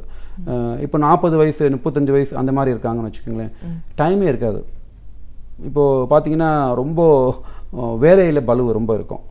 அப்போ ஃபஸ்ட்டு திங் என்ன பண்ணுவேன்னா, சாப்பாடில் ரொம்ப கவனம் வைக்கலாம். அது அவங்க செய்யக்கூடிய ஈஸியாக. இந்த வாரம் நான் ஆரம்பிக்க போகிறேன், என்னென்ன சாப்பிடுவேன் அன்றைக்கி அப்படின்ட்டு ஒரு மெனு பிளானிங் மாதிரி. ஞாயிற்றுக்கிழமையே ஒரு சின்ன பிளான் பண்ணிட்டாங்கன்னா அவங்க மனைவிக்கிட்டேயோ இதை வந்து எனக்கு செஞ்சு கொடுத்துரு, மெனு பிளானிங் பண்ணலாம். அவங்க டைம் 1 மணி நேரம் கூட ஆகாது ஆக்சுவலாக. அப்போ வந்து இன்றைக்கி சாயந்தரம் நான் பஜ்ஜி சாப்பிடுவேன், ஒரு சாப்பாடே இல்லைன்னு சொல்லும்போது வீட்டிலேருந்து ஒரு ஆப்பிளோ இல்லை ஒரு ஃப்ரூட்டோ இல்லைன்னா ஒரு ஏன்னாச்சும் ஒரு சின்ன சாப்பாடு கையில் வச்சுருக்கலாம். அவங்க சாப்பாடு கையில் கேரி பண்ணலாம். இதுதான் முதல்ல. ரெண்டாவது பார்த்திங்கன்னா 5 நாள் 6 நாள் செய்ய வேண்டியதில்லை, ஒரு 2 நாள் வார கடைசியில் போய் ஒரு உடற்பயிற்சி செய்யலாம். ஒரு ஸ்போர்ட்ஸாக இருக்கலாம், இல்லை அந்த மாதிரி ஏதாவது ஒரு விளையாட்டு பயிற்சியாக இருக்கலாம். அது மாதிரி ஏதாவது ஒன்று செய்யணும் ஆக்சுவலாக. இல்லைனா வந்து பார்த்திங்கன்னா யோகாவில் கூட அவங்க ஸ்டார்ட் பண்ணலாம் ஆக்சுவலாக. யோகா பயிற்சி முறை பண்ணலாம். பெண்கள் வீட்டில் இருக்கிறாங்க இல்லையா, பெண்கள் இப்போ பார்த்திங்கன்னா நிறைய டிவியிலே இருப்பாங்க. டிவி பார்த்துட்டு இருக்கும்போது வந்து பார்த்திங்கன்னா வேறு எந்த ஒரு பயிற்சி இல்லாமல் இருக்கும். அதே டிவியே பார்க்கலாம் நீங்கள், இல்லை யூடியூப்பில் நிறைய வீடியோஸ் இருக்குது, வீட்டில் அதை உடற்பயிற்சியாக செய்யலாம் நீங்கள். அதே ஃபார்மேட் தான், ஆனால் வந்து அதில் இருக்க வீடியோஸ் பார்த்துட்டு வீட்டிலே நீங்கள் செய்யலாம். இப்போது நீங்கள் வந்து ஒரு இடத்துக்கு போய் செய்யணும்னு அவசியம் இல்லை. அதே மாதிரி பார்த்திங்கன்னா மனத்துக்கு என்ன நலன் கொடுக்க முடியுமோ, அப்புறம் தியான பயிற்சி அந்த மாதிரி வந்து பெண்கள் செய்யலாம் ஆக்சுவலாக. அதுக்கப்புறம் கொஞ்சம் யங்ஸ்டர்ஸ் ஒரு 20 வயசு 25 வயசு இருக்கிறவங்க பெண்கள் இல்லைனா பசங்க எடுத்துக்கிட்டிங்கன்னா, இதை வந்து நான் இந்த வருஷம் நான் ஆரம்பிக்கிறது அடுத்த ஒரு வாழ்க்கை ஃபுல்லாக நான் வச்சுருக்கணும் அப்படின்ற முடிவு கண்டிப்பாக இருக்கணும். இப்போ நான் அங்கே வெஸ்ட்லலாம் பார்க்கும்போது லஞ்ச் டைம்லேயே பண்ணுவாங்க எக்ஸசைஸ். பார்த்திங்கன்னா வேலைக்கு போகும்போது லஞ்ச் டைம்லேயே எல்லாமே கையில் வச்சுருப்பாங்க. அந்த மாதிரி ஒரு பேக் கையில் வச்சுக்கணும். ஒரு ஷூஸ் இருக்கலாம், உள்ள டவல் இருக்கலாம், அப்புறம் ஃப்ரெஷ்னப் பண்ணிக்கிறதுக்கு வந்து மாட்டு துணி வச்சுக்கலாம். எங்கேயே டைம் கிடச்சா நம்ம ஒரு ஜாகிங் பண்ணலாம், தப்பு கிடையாது ஆக்சுவலாக. எது செய்யக்கூடாது அப்படின்னு முதல்ல கற்றுக்கணும் அந்த வயசில் வந்து. ஏன்னா பாடி வந்து தாங்கும். நீங்கள் 3 மணிக்கு தூங்கினா கூட மறுநாள் எந்திரிச்சு உங்களுக்கு பாடி எல்லாமே தாங்கும். ஆனால் அவங்களுக்கு என்ன தெரியலன்னா அந்த நேரம் வந்து அவங்க பிளட் சுகரை வந்து அவங்க பாதகமான நிலை கொண்டு போகிறாங்க, பிபி வந்து பாதகமான நிலை கொண்டு போகிறாங்கன்னு அவங்களுக்கு தெரிய மாட்டேங்குது. அப்போது ஸோ முடிஞ்ச வரைக்கும் அவங்கள பார்த்துக்கிறது, எது செய்யக்கூடாது அப்படின்றத வந்து கவனம் செலுத்தணும் அவங்க. அதுக்கப்புறம் வந்து டைம் இருக்கும்போது வந்து மெதுவாக வந்து ஒரு பயிற்சி முறையில் ஈடுபடலாம் அவங்க. அதுக்கு இன்னும் கீழே பார்த்திங்கன்னா பர்டிகுலராக 10th and 12th ஸ்டாண்டர்ட் இது வந்து ரொம்ப முக்கியம். ஏன்னா இப்போ டிசம்பர் மாதம் அடுத்த மார்ச் ஏப்ரலில் எக்ஸாம்ஸ்லாம் வரும். தயவுசெய்து வந்து நீங்கள் ஸ்ட்ரெஸ்ஸாவோ ரொம்ப இது மட்டும் வாழ்க்கை கிடையாது. 10ஆவதும் 12ஆவதும் அந்த வருஷத்தில் வந்து உங்கள் வாழ்க்கை ஃபுல்லாக நிர்ணயிக்கிறது கிடையாது. ஆக்சுவலாக இப்போ என்னிடையே எடுத்துட்டிங்கன்னா நான் ஐடியில் இருந்தேன், இப்போது என் துறையே மாற்றிருக்கேன். எப்போனாலும் நம்ம துறை மாற்றலாம், நமக்கு தன்னம்பிக்கை தான் ரொம்ப முக்கியம். ஸோ இந்த 4 மாதங்கள் வந்து உங்கள் உடம்பை நல்லா பார்த்துக்குங்க. எல்லாருக்கும் கண்டிப்பாக ஸ்ட்ரெஸ் இருக்கும், ஃபியர் இருக்கும், எக்ஸாம் ஃபியர் எல்லாமே வந்து முக்கியம், கண்டிப்பாக இருக்கும். உங்களால் முடிஞ்சதை செய்யுங்க. இப்போ யாராவது உங்களுக்கு ரொம்ப அதுக்கு திணிக்கிறாங்கன்னு வச்சுக்கோங்களேன், இதை பண்ணி தான் ஆகணும்னா நீங்கள் எக்ஸ்பிளைன் பண்ணுங்கள், இதுதான் என்னால் முடியும், நான் முடிஞ்ச வரைக்கும் ட்ரை பண்ணுறேன் அப்படின்றது வந்து அந்த மாதிரி எக்ஸாம்ஸ் அப்பயர் ரொம்ப முக்கியமாக பார்த்துக்க வேண்டியது. ஜங்க் ஃபுட்ஸ் தான் சாப்பிட்றாங்க, அந்த மாதிரி இல்லாமல் வீட்டில் சொல்கிறது கொஞ்சம் கேட்டு நடந்துட்டாங்கன்னா அந்த வயதினருக்கு வந்து ரொம்ப முக்கியம். பேரண்ட்ஸுமே அதை இன்கல்கேட் பண்ணலாம். அந்த ஹேபிட்ஸை எப்படி பண்ணலான்னு பார்த்தீங்கன்னா கொஞ்சம் இது மாற்றி இது பண்ணலாம். இப்போது பிடிக்காத பீட்ரூட் கூட நீங்கள் வந்து ஒரு வேறு மாதிரியான வகையில் சமைச்சு கொடுத்தீங்கன்னா சாப்பிட்ருவாங்க. ஆக்சுவலாக கொஞ்சம் கலந்து பீனட் பட்டர்ன்ற மாதிரி நம்ம நல்ல கொஞ்சம் க்ரியேட்டிவாக நம்ம இருக்கணும். இப்போ என்ன ஆயிடுதுன்னா டைம் இல்லைன்னு உடனே என்ன ஆயிடுதுன்னா ஏதோ ஃபாஸ்ட்டாக நம்ம கொடுத்துட்றோம். அப்போ அந்த பசங்க பார்த்திங்கன்னா ஒரு ஈஸியாக சாப்பிடக்கூடியது கவரை பிரிச்சுட்டு சாப்பிட்றாங்க. அதில் என்ன ப்ராப்ளம்னா அந்த கவரை பிரித்த உடனே ஃபஸ்ட்டு சிப்ஸோ ஏதோ ஒன்று உள்ளே போச்சுன்னா அது முடிகிற வரைக்கும் அவங்களுக்கு தெரியறதே இல்லை. ஆக்சுவலாக ஏதோ ஒன்று பார்த்துட்டு சாப்பிட்டுட்டே இருக்காங்க. இது எல்லாமே ரொம்ப முக்கியம். ஆக்சுவலாக தண்ணி நல்லா குடிக்கிறது, இப்போ ஸ்கின்னு நல்லா பார்த்துக்கிறது, ஒவ்வொன்றுமே நம்மளுடைய லாங் டேர்ம் நம்ம பார்க்கணும். நம்ம முதல்ல சொன்ன மாதிரி நம்ம உடல் நலன் வந்து ஒரு 25 கோடி. நான் இன்றைக்கி வந்து உங்களுக்கு 25 கோடி தரேன், 30 வருஷம் கழிச்சுன்னா நம்ம என்ன பண்ணுவோம்? எல்லாருக்குமே ரொம்ப பிடிக்கும். ஸோ அந்த மாதிரி நம்ம மேலே ஒரு அரை மணி நேரம் செலவு பண்ணால் ஒரு 20-30 வருஷம் கழிச்சு ஒரு 25 கோடி நமக்கு பேங்க் அக்கௌண்ட்டில் இருக்கும். அப்படின்னா என்ன பண்ணுவீங்களோ அதை பண்ணணும். ஏன்னா அதுதான் உண்மை. ஆக்சுவலாக ஏன்னா என்ன தான் பணம் இருந்தாலும் நல்ல ஒரு உடல் நலம் இல்லைன்னா நாளைக்கு நீங்கள் ட்ராவல் பண்ணணும்னு வச்சாலும் பண்ண முடியாது. வெளிநாட்டுக்கு போகணும், இல்லை எங்கேயா நீங்கள் ட்ராவல் பண்ணுறீங்கன்னா நீங்கள் பயந்து போகணும். இது போனால் டாக்டர் என்ன சொல்லுவார், எனக்கு சுகர் ஏறுமா, பிபி இறங்குமா, இது பண்ணுமா, என்னால் போக முடியுமா, அந்த மாதிரி நம்ம உண்மையான ரிட்டையர்மெண்ட்டை என்ஜாய் பண்ணுறதுக்கு கூட நமக்கு வாய்ப்புகள் இருக்காது அந்த நேரத்தில். ஸோ இதனால் முதல்ல வந்து நம்ம இன்சூரன்ஸ் பாலிசி மாதிரி முதல்லேருந்தே பண்ணிகிட்டே இருக்கிறது ரொம்ப முக்கியம். ஆக்சுவலாக உடற்பயிற்சி ஆலோசகர் அப்படிங்கிற முறையில் உடற்பயிற்சி அப்படிங்கிறது எவ்வளோ தூரம் அவசியமானது? சின்ன குழந்தைங்கள்லேருந்து வயதானவங்க வரைக்கும் அவங்கவுங்கள உடலுக்கு தகுந்த மாதிரியான ஒரு பயிற்சியை வந்து நம்ம பழக்கமாக ஏன் கொண்டு வரணும்? இது மாதிரியான ஒரு பயிற்சி நிறுவனம் அப்படின்னும் போது மத்திய மாநில அரசாங்கத்தோட கொள்கை முடிவுகள்னால எவ்வளோ பாதிப்புகள்லாம் ஏற்படுது. இதெல்லாம் தவிர்க்கணும் அப்படின்னும் போது என்ன மாதிரியான ஒரு நிலைப்பாடு தேவை? மாநில அரசாங்கம் விளையாட்டு, உடற்பயிற்சி இதெல்லாம் ஊக்குவிக்கிற காரியங்களில் இன்னும் அதிகமாக எப்படி ஈடுபடலாம் அப்படின்னு நிறைய விஷயங்களை எங்களோட நீங்கள் பகிர்ந்ததுக்கு நன்றி. ரொம்ப நன்றி. இதுவரை நாம் அறிந்திராத அரிய தகவல்களை அழகிய தமிழில் தொகுத்து இனிமையாக ஒவ்வொரு நாளுமே வழங்கி கொண்டிருக்கிறார் பேராசிரியர் சுபவீரபாண்டியன் அவர்கள். அந்த வகையில் இன்றைக்கு நமக்காக என்ன பயனுள்ள தகவல்களை கொண்டு வந்திருக்கிறார் என்பதை கவனிக்கலாம். நிகழ்ச்சியில் அடுத்த பகுதியாக வரவிருப்பது ஒன்றை சொல் நன்றி சொல்.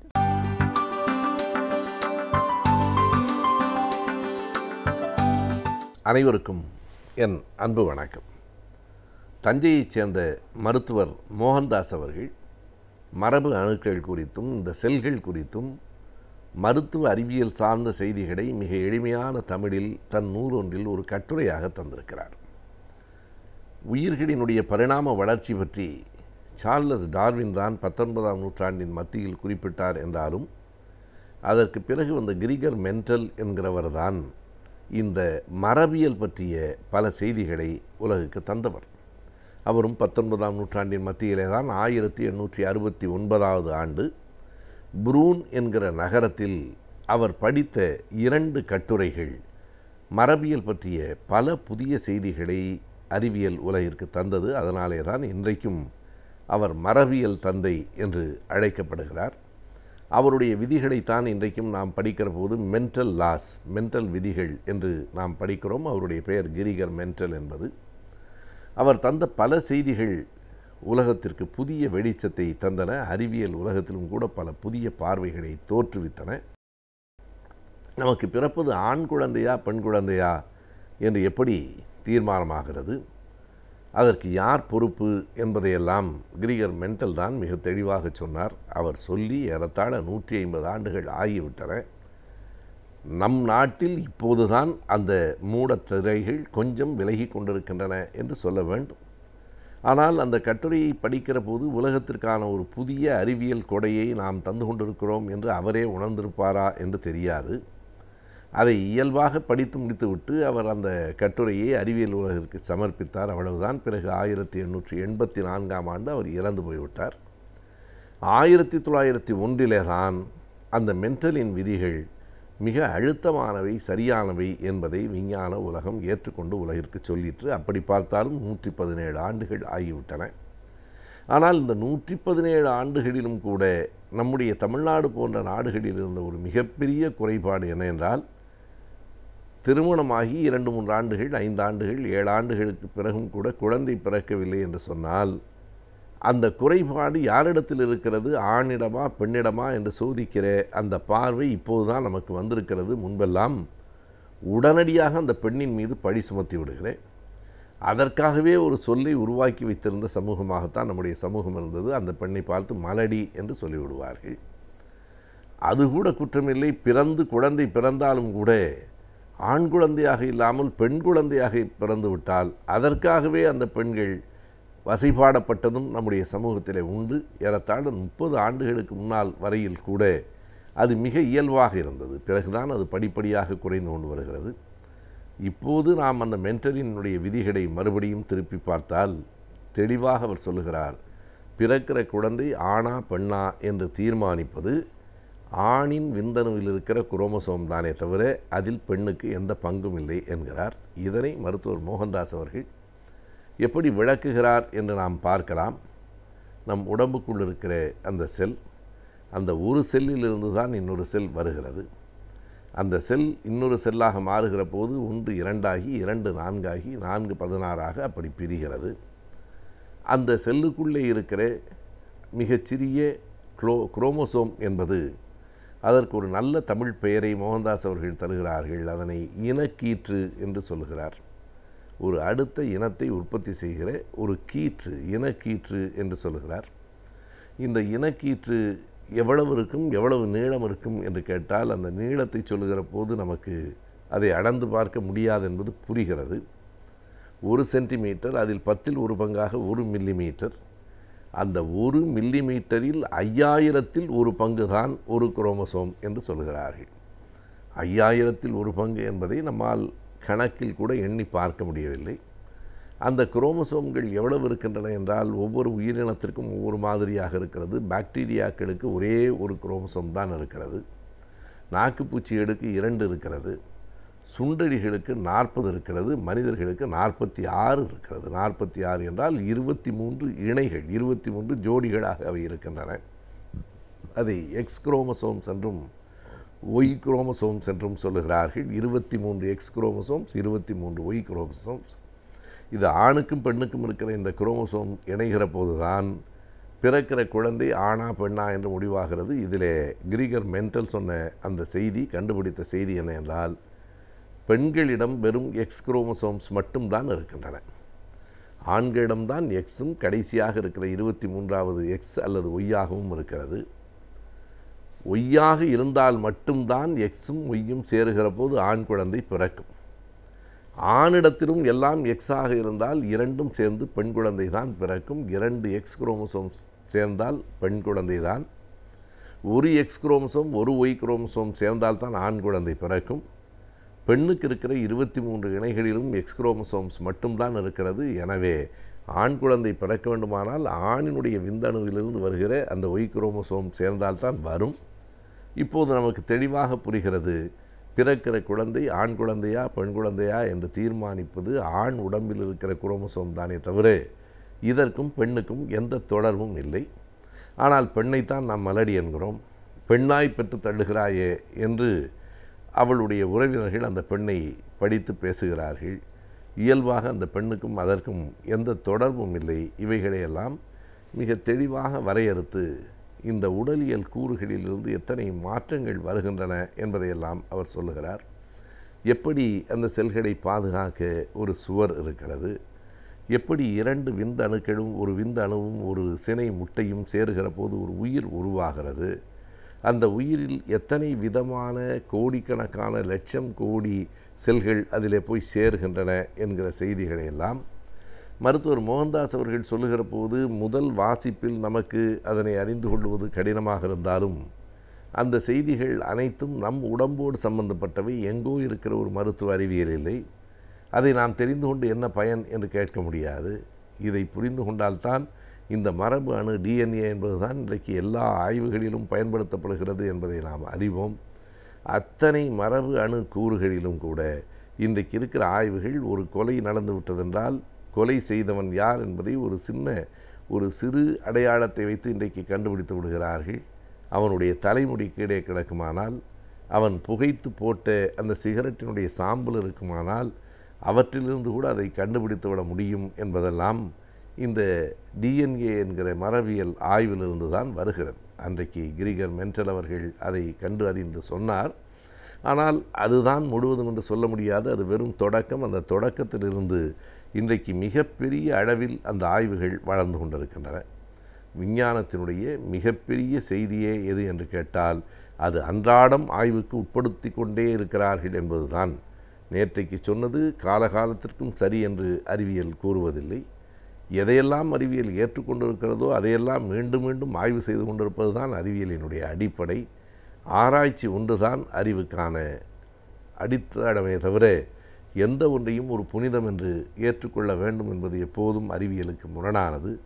எனவே 1869 அவர் கண்டறிந்து சொன்ன செய்திகள் இன்றைக்கு இன்னும் பல தொலைவுக்கு ஆராய்ச்சிகளுக்கு உட்படுத்தப்பட்டு இப்போது கண்டறியப்பட்டு மேலும் மேலும் செய்திகள் வந்து கொண்டே இருக்கின்றன.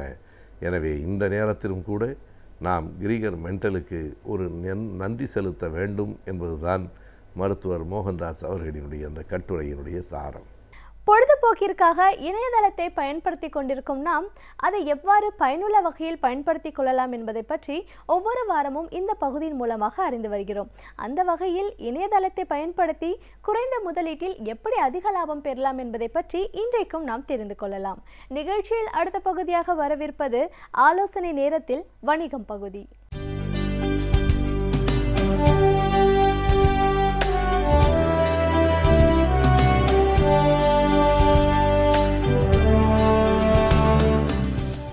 வணக்கம். இதுக்கு முன்னாடி இந்த நிகழ்ச்சியில் ஒவ்வொரு வாரமும் ஒரு பிஸ்னஸ் தொழில் சம்மந்தப்பட்ட ஆலோசனைகளையும் ஒரு நிதி சம்மந்தப்பட்ட ஆலோசனைகளையும் ஒரு கம்பெனிக்கு ஒரு நிறுவனம் நடத்துறதுக்கு தேவையான பணம் பணத்தை எப்படி வரவழைக்கலாம், எந்த மாதிரி கடன் வாங்கலாம், என்ன மாதிரி முதலீடு வாங்கலாம், எப்படி ஒரு பிரச்சனைகள் வந்ததுன்னா எப்படி சமாளிக்கலாங்கிறத ஒரு வாரமும் பேசிகிட்டு வந்தோம். முழுக்க இந்த நிகழ்ச்சியின் வழியாக நான் சொல்லிகிட்டு இருக்கிறது என்னென்னா, ஒரு தொழில் நடத்தக்கூடியவருக்கு தொழில் சம்மந்தப்பட்ட கடன் ஆலோசனைகளையும் நிதி ஆலோசனைகளையும் ஒரு தொழில் சம்மந்தப்பட்ட ஒரு மார்க்கெட்டிங் தொழில் அபிவிருத்தி ஆலோசனைகளையும் சொல்லிட்டு வரேன். அதில் பார்த்திங்கன்னா நிறையா டைப் ஆஃப் லோன்லாம் நம்ம பேசியிருந்தோம். ஒரு கம்பெனிக்கு வேண்டிய பிஸ்னஸ் லோனை பற்றி பேசியிருந்தோம், டேர்ம் லோன்னா என்ன அப்படிங்கிறத பேசியிருந்தோம். இப்போ இந்த பர்டிகுலர் வாரமாக நான் என்ன பேசலாம்னு நினைக்கிறேன்னா, ஒரு முக்கியமான சப்ஜெக்ட். இது ரொம்ப எல்லாருக்கும் தேவையான விஷயம். இப்போ ஒவ்வொருத்தரும் அவங்களோட குழந்தைய நல்லா படிக்க வைக்கணும்னு ஆசைப்படுவாங்க. அது நல்லா படிக்க வைக்கணுங்கும்போது இன்றைக்கி காலகட்டத்தில் பார்த்திங்கன்னா ஒரு கிராஜுவேஷன் படிக்கணுன்னாலும் சரி, கிராஜுவேஷனுங்கிறது மினிமம் டிகிரி படிக்கணுன்னாலும் சரி, இல்லை அதுக்கு மேலே போஸ்ட் கிராஜுவேஷன் படிக்கணுன்னாலும் சரி, ரொம்ப அதிகப்படியான செலவு வரும். ஒரு கிராஜுவேஷன் படிக்கணுன்னாலே 2 லட்ச ரூபா செலவாயிடும். இப்போ அதுக்கு மேலே கொஞ்சம் பெட்டரான யூனிவர்சிட்டியில் படிக்க போகிறாங்கன்னா 8 லட்சம் 10 லட்சம் கூட ஆகலாம். ஒரு மெடிக்கல்னால் இன்றைக்கி ஒரு 40-50 லட்ச ரூபா வரைக்கும் கூட செலவாகுது. இதே ஒருத்தர் வெளிநாட்டில் போய் படிக்க போகிறாருன்னா போஸ்ட் கிராஜுவேஷனில் பார்த்திங்கன்னா ஒரு 20 லட்சம் அப்படிங்கிறதுலேருந்து ஆரம்பித்து படிப்படியாக செலவுகள் இன்க்ரீஸ் ஆகும். இப்போ இந்த பர்டிகுலராக ஒரு படிப்புக்கு தேவையான பணத்துக்கு நம்ம என்ன செய்யலாம் அப்படிங்கிறத பற்றி தான் நான் சொல்ல போகிறேன். மெயினாக இதுலேருந்து நீங்கள் உங்களுக்கு எடுத்துக்க வேண்டியதுன்னா, இது தொழில் சம்மந்தப்பட்ட ஆலோசனைகளாக இது கிடையாது. இருந்தாலும் இது ஒருத்தரோட நடைமுறைக்கு வேண்டிய ஒரு முக்கியமான ஒரு விஷயங்கிறது, அந்த விஷயத்தில் கடன்கிற ஒரு விஷயம் வந்ததுனால அதை பற்றி இப்போ நான் பேசிகிட்டு இருக்கிறேன். முக்கியமாக இந்த இதுக்கு பேர் எஜுகேஷன் லோன்னு சொல்லுவோம். எஜுகேஷன் லோன் பார்த்திங்கன்னா ஒரு 10 வருஷம் 5 வருஷம் முன்னாடி வரைக்கும்லாம் ஒரு வாங்குறது வந்து ஒரு படிப்புக்கு செலவுக்கு ஒரு லோன் வாங்கக்கூடியதுங்கிறது ரொம்ப ரொம்ப ரொம்ப கஷ்டமான விஷயம். இப்போ வந்து கடந்த ஒரு 3-4 வருஷமாக வந்து கவர்மெண்ட்டில் நல்லா சென்ட்ரல் கவர்மெண்ட்டில் நிறைய ரிலாக்ஸேஷன் கொடுத்ததுனால, அதுக்கு நிறைய சப்போர்ட் பண்ணுறதுனால இப்போ ஒரு பேங்க்கும் கம்பல்சரியாக வந்து ஒரு எஜுகேஷன் லோனுக்குன்னு ஒரு டார்கெட் வச்சு பண்ணுறாங்க. இந்த எஜுகேஷன் லோன் யாருக்கெல்லாம் யூஸ்ஃபுல்லாக இருக்கும் அப்படின்னு பார்த்திங்கன்னா, இதில் வந்து பணக்காரங்க இல்லை மீடியம் கிளாஸு இல்லை புவர் கிளாஸு அப்படிங்கிறதெல்லாம் எதுவுமே கிடையாது. படிப்புக்கு கண்டிப்பாக ஒரு லம்சம்பாக பணம் வேணுங்கும்போது அந்த சூழ்நிலையில் உங்கள்கிட்ட அந்த பணம் இல்லைன்னா, அந்த பர்டிகுலராக ஒரு பையனை வந்து வேலைக்கு மேல் படிப்புக்கு அனுப்பும்போதோ பொண்ணை மேல் படிப்புக்கு அனுப்பும்போதோ அந்த எஜுகேஷனில் பாதிக்கிறதுக்கு உண்டான விஷயங்கள் நடக்கும். ஸோ அதுக்கு நீங்கள் என்ன பண்ணலான்னா, இப்போ நான் சொல்கிறது வந்து ஏன் இந்த சப்ஜெக்ட் இப்போ இந்த மாதம் பேசுகிறேன்னா, இது ஒரு நவம்பர் மாதத்துலேயே பேசும்போது மார்ச் மாதத்தில் நம்ம கண்டிப்பாக வந்து ஒரு லோனுக்கு கையில் ரெடியாக இருந்ததுனா தான் அந்த பையன் வந்து டிகிரி கிராஜுவேஷன் 12வது படித்து முடித்து காலேஜில் சேரும்போதோ இல்லை ஒரு காலேஜ் முடித்து இதுக்கு மேல் படிப்புக்கு போகும்போதோ அதுக்கு உண்டான லோனை தயார்படுத்திக்க முடியும். இப்போலேருந்து நமக்கு ஒரு 4-5 மாதம் டைம் இருக்கிறதுனால இப்போலேருந்து கொஞ்சம் கிரவுண்ட் ஒர்க் பண்ணினீங்கன்னா நிறைய விஷயங்கள் சரி பண்ணிக்கலாம். இந்த லோனை வாங்கிறதுக்கு உண்டான வாய்ப்புகள் இருக்குது. கண்டிப்பாக வந்து இப்போ பார்த்திங்கன்னா, முன்னாடிலாம் வந்து ஒருத்தரும் பரம்பரையாக வந்து அவங்க ஏதாவது ஒரு சொத்தை வந்து அடுத்தவங்களுக்கு சேர்த்து வைக்கணும் அப்படிங்கிற நோக்கத்தில் தான் முன்னாடிலாம் வந்து எல்லாமே இருந்தாங்க. நம்மளோட பையனுக்கு நம்ம என்ன அசட் க்ரியேட் பண்ணுறோங்கிறது இது மாதிரி தான் வந்து முன்னாடி பழக்கத்தில் இருந்தது. இப்பயும் அதுக்கு இருக்குது ஒரு சில இடத்துல. இப்போ மெயினாக வந்து பார்த்திங்கன்னா, நிறையா பேரண்ட்ஸு நிறையா அப்பா அம்மாக்கள் விரும்புகிறது வந்து பையனுக்கோ பொண்ணுக்கோ கொடுக்கக்கூடிய நல்ல எஜுகேஷனை தான் ஒரு அசட்டாக நினைக்கிறாங்க. நல்ல எஜுகேஷன் கொடுக்கணுன்னா அதுக்கு பணம் வேணும். அவருக்கு பின்னாடி வீடு கொடுக்குறதோ ஒரு நிலம் கொடுக்குறதோ ஒரு பெரிய விஷயம் கிடையாது. அவருக்கு கொடுக்கக்கூடிய படிப்பு தான் வந்து ரொம்ப ரொம்ப ரொம்ப முக்கியமான விஷயம். அந்த படிப்புக்கு நம்மக்கிட்ட பணம் இல்லைன்னா அவருக்கு வந்து பின்னாடி வந்து இப்போ செய்யக்கூடிய அந்த பர்டிகுலர் செலவு வந்து ஒரு ஒன் டைம் செலவு தான். ஆனால் வந்து பர்மனெண்ட்டாக அந்த பையனோ இல்லை பொண்ணோ ஃப்யூச்சரில் வந்து பர்மனெண்ட்டாக செட்டில் ஆகிறதுக்கு உண்டான நிறைய வாய்ப்புகள் இருக்கிறதுனால இந்த பர்டிகுலர் விஷயத்தை நீங்கள் எல்லாருமே கொஞ்சம் வந்து இதுக்கு உண்டான டைம் செலவு பண்ணி இதை நீங்கள் பண்ணிக்கிறது நல்லது. எஜுகேஷன் லோன்னா எப்படி கொடுக்குறாங்க அப்படின்னு பார்த்தீங்கன்னா, அப் டு வந்து ஒரு 4.5 lakhs வரைக்கும் 4.5 lakhs வரைக்கும் ஒரு எஜுகேஷன் லோன் நீங்கள் வந்து எல்லா பேங்க்குமே இப்போ கொடுக்குறாங்க. அப்படி வாங்கும்போது 4.5 லட்சம் நீங்கள் லோன் வாங்குகிற வரைக்கும் எந்த விதமான செக்யூரிட்டியும் கொடுக்கணுங்கிற அவசியமே கிடையாது. இப்போ நான் சொல்கிறது ஓவராலாக ஃபிகர் சொல்கிறேன். ஒரு சில பேங்க் மாறும். 95% இந்த மாதிரி தான் இருக்குது இப்போதைக்கு. நான் இன்றைக்கி டேட்டு நிலவரம்படி நான் சொல்கிறேன். ஒரு 4.5 லட்சம் வரைக்கும் நமக்கு வந்து எந்த விதமான செக்யூரிட்டியும் கொடுக்க தேவையில்லை. 4.5 லட்சத்துலேருந்து 7.5 லட்சம் நம்ம லோன் வாங்கும்போது அதுக்கு வந்து நம்ம தேர்ட் பார்ட்டி கேரண்டர்னு ஒருத்தரை கொண்டு வந்து விடணும். தேர்ட் பார்ட்டி கேரண்டருங்கிறது இன்கேஸ் வந்து இந்த லோனை கட்ட முடியாத சூழ்நிலை வந்ததுன்னா அவங்கள்ட்டேருந்து ரெக்கவரி பண்ணுற மாதிரி பண்ணுவாங்க. தேர்ட் பார்ட்டி கேரண்டருங்கிறத வந்து ஒரு நல்ல நிலைமையில் இருக்கக்கூடியவராக இருக்கணும், நல்ல மாதம் வருமானம் வரக்கூடியவராக இருக்கணும். அவருக்கு வந்து இன்கேஸ் எதுவும் இருந்ததுன்னா அவருக்கு ரீபேமெண்ட் கெப்பாசிட்டி இருக்கக்கூடியவராக இருக்கணும். எக்ஸாம்பிள், நீங்கள் தேர்ட் பார்ட்டி கேரண்டின்னு சொல்லக்கூடியது என்னென்னா, 3வது மனுஷனை வந்து கேரண்டி கொடுக்க வைக்கிறது. இது வந்து 4.5 லட்சத்துலேருந்து 7.5 லட்சம் லோனுக்கு போகும்போது மட்டும்தான். 4.5 லட்சத்துக்கு வரைக்கும் எந்த இதுவும் தேவை கிடையாது. இப்போது அதில் வந்து தேர்ட் பார்ட்டி கேரண்டி கொடுக்கும்போது அவரோட வருமானம் வந்து ரொம்ப ரொம்ப முக்கியம். இதுக்கு அடுத்தது வந்து 7.5 லட்சத்துலேருந்து 20 லட்சம் 40 லட்சம் வரைக்கும் கூட கொடுக்குறாங்க. அந்த லோனுக்கு வந்து கண்டிப்பாக செக்யூரிட்டி அவசியம். நம்மளோட வீட்டு சம்மந்தப்பட்ட டாக்குமெண்ட்டோ நிலமோ கொடுக்கணும். கண்டிப்பாக ஒரு தொழில் சம்மந்தப்பட்ட இண்டஸ்ட்ரியல் ஷெட்டையோ இல்லை அக்ரிகல்ச்சர் லேண்டையோ கொடுக்க முடியாது. இது முக்கியமாக நீங்கள் கொடுக்க வேண்டியது வந்து இந்த பர்டிகுலர் எஜுகேஷன் லோனை பொறுத்த வரைக்கும் காம்ப்ரிஹென்சிவ் எப்படி வேணாலும் கொடுக்கறதுக்கு வாய்ப்புகள் இருக்குது. நான் பர்சனல் லோனில் வந்து மாற்றி கொடுக்க முடியாதுங்கிற விஷயத்தை நான் தவறுதலாக சொல்லிட்டேன். இப்போ பார்த்தீங்கன்னா இந்த பர்டிகுலர் இதுக்கு வந்து அடுத்த க்ரைட்டீரியா என்னென்னு பார்த்தீங்கன்னா, நம்ம வந்து இப்போ ஒருத்தர் ஃபாதர் இருக்கார், அவரோட பையனுக்காக லோன் வாங்குறாருன்னா அந்த பையன் பேரில் கண்டிப்பாக ஒரு இன்சூரன்ஸ் போடணும். 3வது அடுத்த விஷயம் என்னென்னா, அவரோட படிப்பு முடிஞ்சதுலேருந்து 6 மாதத்துலேருந்து 1 வருஷம் கழித்து தான் அந்த ரீபேமெண்ட்டே ஸ்டார்ட் ஆகும். அது 10 வருஷம் வரைக்கும் இல்லை 5 வருஷம் 5லேருந்து 10 வருஷம் வரைக்கும் இதை வந்து எக்ஸ்டெண்ட் பண்ணி பண்ணலாம். அப்ராக்சிமேட்டாக இன்ட்ரெஸ்ட் வந்து ஒரு 10.25%லேருந்து 16% வரைக்கும் வேரியஸ் பேங்க்ஸு வேரியஸ் ரேட்டில் கொடுக்குறாங்க. ஆவரேஜாக பார்த்தீங்கன்னா 14% வட்டியில் கொடுக்குறாங்க. இதில் என்னென்னா, இப்போ முதல் வருஷம் கிராஜுவேஷன் இப்போ இன்றைக்கி டேட்டுக்கு நீங்கள் லோன் வாங்கும்போது உங்களுக்கு உடனடியாக அவருக்கு ரீபேமெண்ட்டே கிடையாது. அவரோட படிப்பு முடிஞ்சு அதுலேருந்து 6 மாதம் கழித்து தான் லோன் ரீபேமெண்ட் பண்ண போகிறாரு. ரெண்டாவது அந்த படிக்கக்கூடிய பையனுக்கும் ஒரு கமிட்மெண்ட் இருக்கும். அவர் கண்டிப்பாக ஒரு ஏர்னிங் பண்ணணும், ஏன்னா நம்மளை நம்பி இந்த லோன் எடுத்து கொடுத்துருக்குறாங்க. அதுக்கு அப்பா ஃபாதர் கேரண்டி போட்டிருந்தாலும் இல்லை ஃபாதர் ஒரு செக்யூரிட்டி கொடுத்துருந்தாலுமே அவர் தான் அந்த லோனை ரீபேமெண்ட் பண்ண போகிறாரு. அந்த லோனை ரீபேமெண்ட் அவர் பண்ணும்போது அவருக்கு இன்னும் ரெஸ்பான்சிபிலிட்டி அதிகமாக இருக்கும். அதுக்கேற்ற படிப்பை தேர்ந்தெடுக்க முடியும். இதுக்கு அடுத்தது நீங்கள் அவர் என்ன பார்க்கணுன்னு பார்த்தீங்கன்னா, அவர் எந்த காலேஜில் சேர போகிறாரு, அது ரொம்ப முக்கியம். என்ன படிப்பை சூஸ் பண்ண போகிறாரு, அது ரொம்ப முக்கியம். மூணாவது அமௌண்ட் எவ்வளோங்கிறது முக்கியம். நாலாவது வந்துட்டு இந்த லோனை அப்ளை பண்ணக்கூடியவருக்கு கண்டிப்பாக வருமானம் இருக்கணும். வருமானம் இல்லைன்னா, அதாவது இன்கம் டேக்ஸ் ஃபைல் பண்ணலைன்னாலும் ஒரு வருமான சான்றாவது பஞ்சாயத்து போர்டுலேருந்து இருக்கணும். வருமானமே இல்லாமல் எந்த விதமான லோனும் யாரும் கொடுக்க மாட்டாங்க. ஈவன் தோ இது படிப்புக்காக கொடுத்தாலுமே, அவர் நல்ல மெரிட் ஸ்டூடெண்ட்டாக இருந்தாலுமே மினிமம் வருமானம் இருக்கணும். முக்கியமாக அந்த ஃபாதருக்கோ பேன் கார்டு கண்டிப்பாக கையில் இருக்கணும். இப்போ நம்ம அப்படியே இதை ரிவர்ஸில் சொன்னோன்னு பார்த்தீங்கன்னா, ஃபஸ்ட்டு ஐடென்டிட்டி ப்ரூஃப்னு சொல்லுவோம். ஐடென்டிட்டி ப்ரூஃப் அப்படின்னிங்கன்னா Aadhaar card, voter ID, PAN கார்டுலாம் ஐடென்டிட்டி ப்ரூஃப். இது இல்லாமல் எங்கேயுமே எதுவுமே செல்லுபடி ஆகாது. ஏன்னா இப்போ முன்னாடியாவது நான் இன்கம் இல்லைன்னா நமக்கு பேன் கார்டு இல்லை அப்படிங்கிறதெல்லாம் சொல்லியிருந்தாங்க. இது யாராக இருந்தாலும் இன்கம் இருந்தாலும் இல்லைன்னாலும் ஒரு ஐடென்டிட்டி, ஒரு ஃபைனான்ஷியல் டிரான்சாக்ஷன் பண்ணக்கூடிய யாராக இருந்தாலும் கண்டிப்பாக அவர் பேன் கார்டு வச்சுருக்கணும். அந்த பேன் கார்டும் இப்போ ஆதார் கார்டும் ரொம்ப ரொம்ப கம்பல்சரி. ஸோ அந்த ஐடென்டிட்டி ப்ரூஃப் ஃபஸ்ட்டு. இதுக்கு அடுத்தது அவரோட அட்ரஸ் ப்ரூஃப். அட்ரஸ் ப்ரூஃபை பொறுத்த வரைக்கும் அவர் வீட்டில் இருக்கக்கூடிய, இது நான் சொல்கிறது இந்த லோன் அப்ளை பண்ணக்கூடிய பேரண்ட் சம்மந்தப்பட்டது சொல்கிறேன். பையனுக்கும் பேன் கார்டு அவசியமாக இருக்கும். இப்போதைக்கு நான் பேரண்ட்டை பற்றி, அதாவது ஃபாதர் யார் இதை அப்ளை பண்ண போகிறாரோ அவரை பற்றி நான் சொல்லிகிட்ருக்கேன். ஸோ அவரோட எலக்ட்ரிசிட்டி பில்லோ இல்லை டெலிஃபோன் பில்லோ இல்லை வீடு வச்சுருந்தாங்கன்னா அந்த வீட்டு சம்மந்தப்பட்ட அந்த அக்ரிமெண்ட்டோ இல்லை அந்த ரிஜிஸ்ட்ரேஷன் டாக்குமெண்ட்டோ வேண்டியிருக்கும். இந்த அட்ரஸ் ப்ரூஃபும் ஐடென்டிட்டி ப்ரூஃபும் ரொம்ப ரொம்ப அவசியம். இதுக்கு அடுத்தது வருமான சான்று. எய்தர் அவர் கையில் இன்கம் டேக்ஸில் ஃபைல் பண்ணக்கூடிய ஃபார்ம் 16, ஒரு சேலரியில் இருந்தார்னா ஃபார்ம் 16 சொல்லக்கூடியது இருக்கணும். இல்லை நான் சேலரிடியாக இருந்ததுன்னா அதுக்குண்டான வருமான சான்று பஞ்சாயத்துலேருந்து வாங்கியிருக்கணும். இல்லை ஃபார்ம் 16 சொல்லக்கூடியதாவது இருக்கணும்.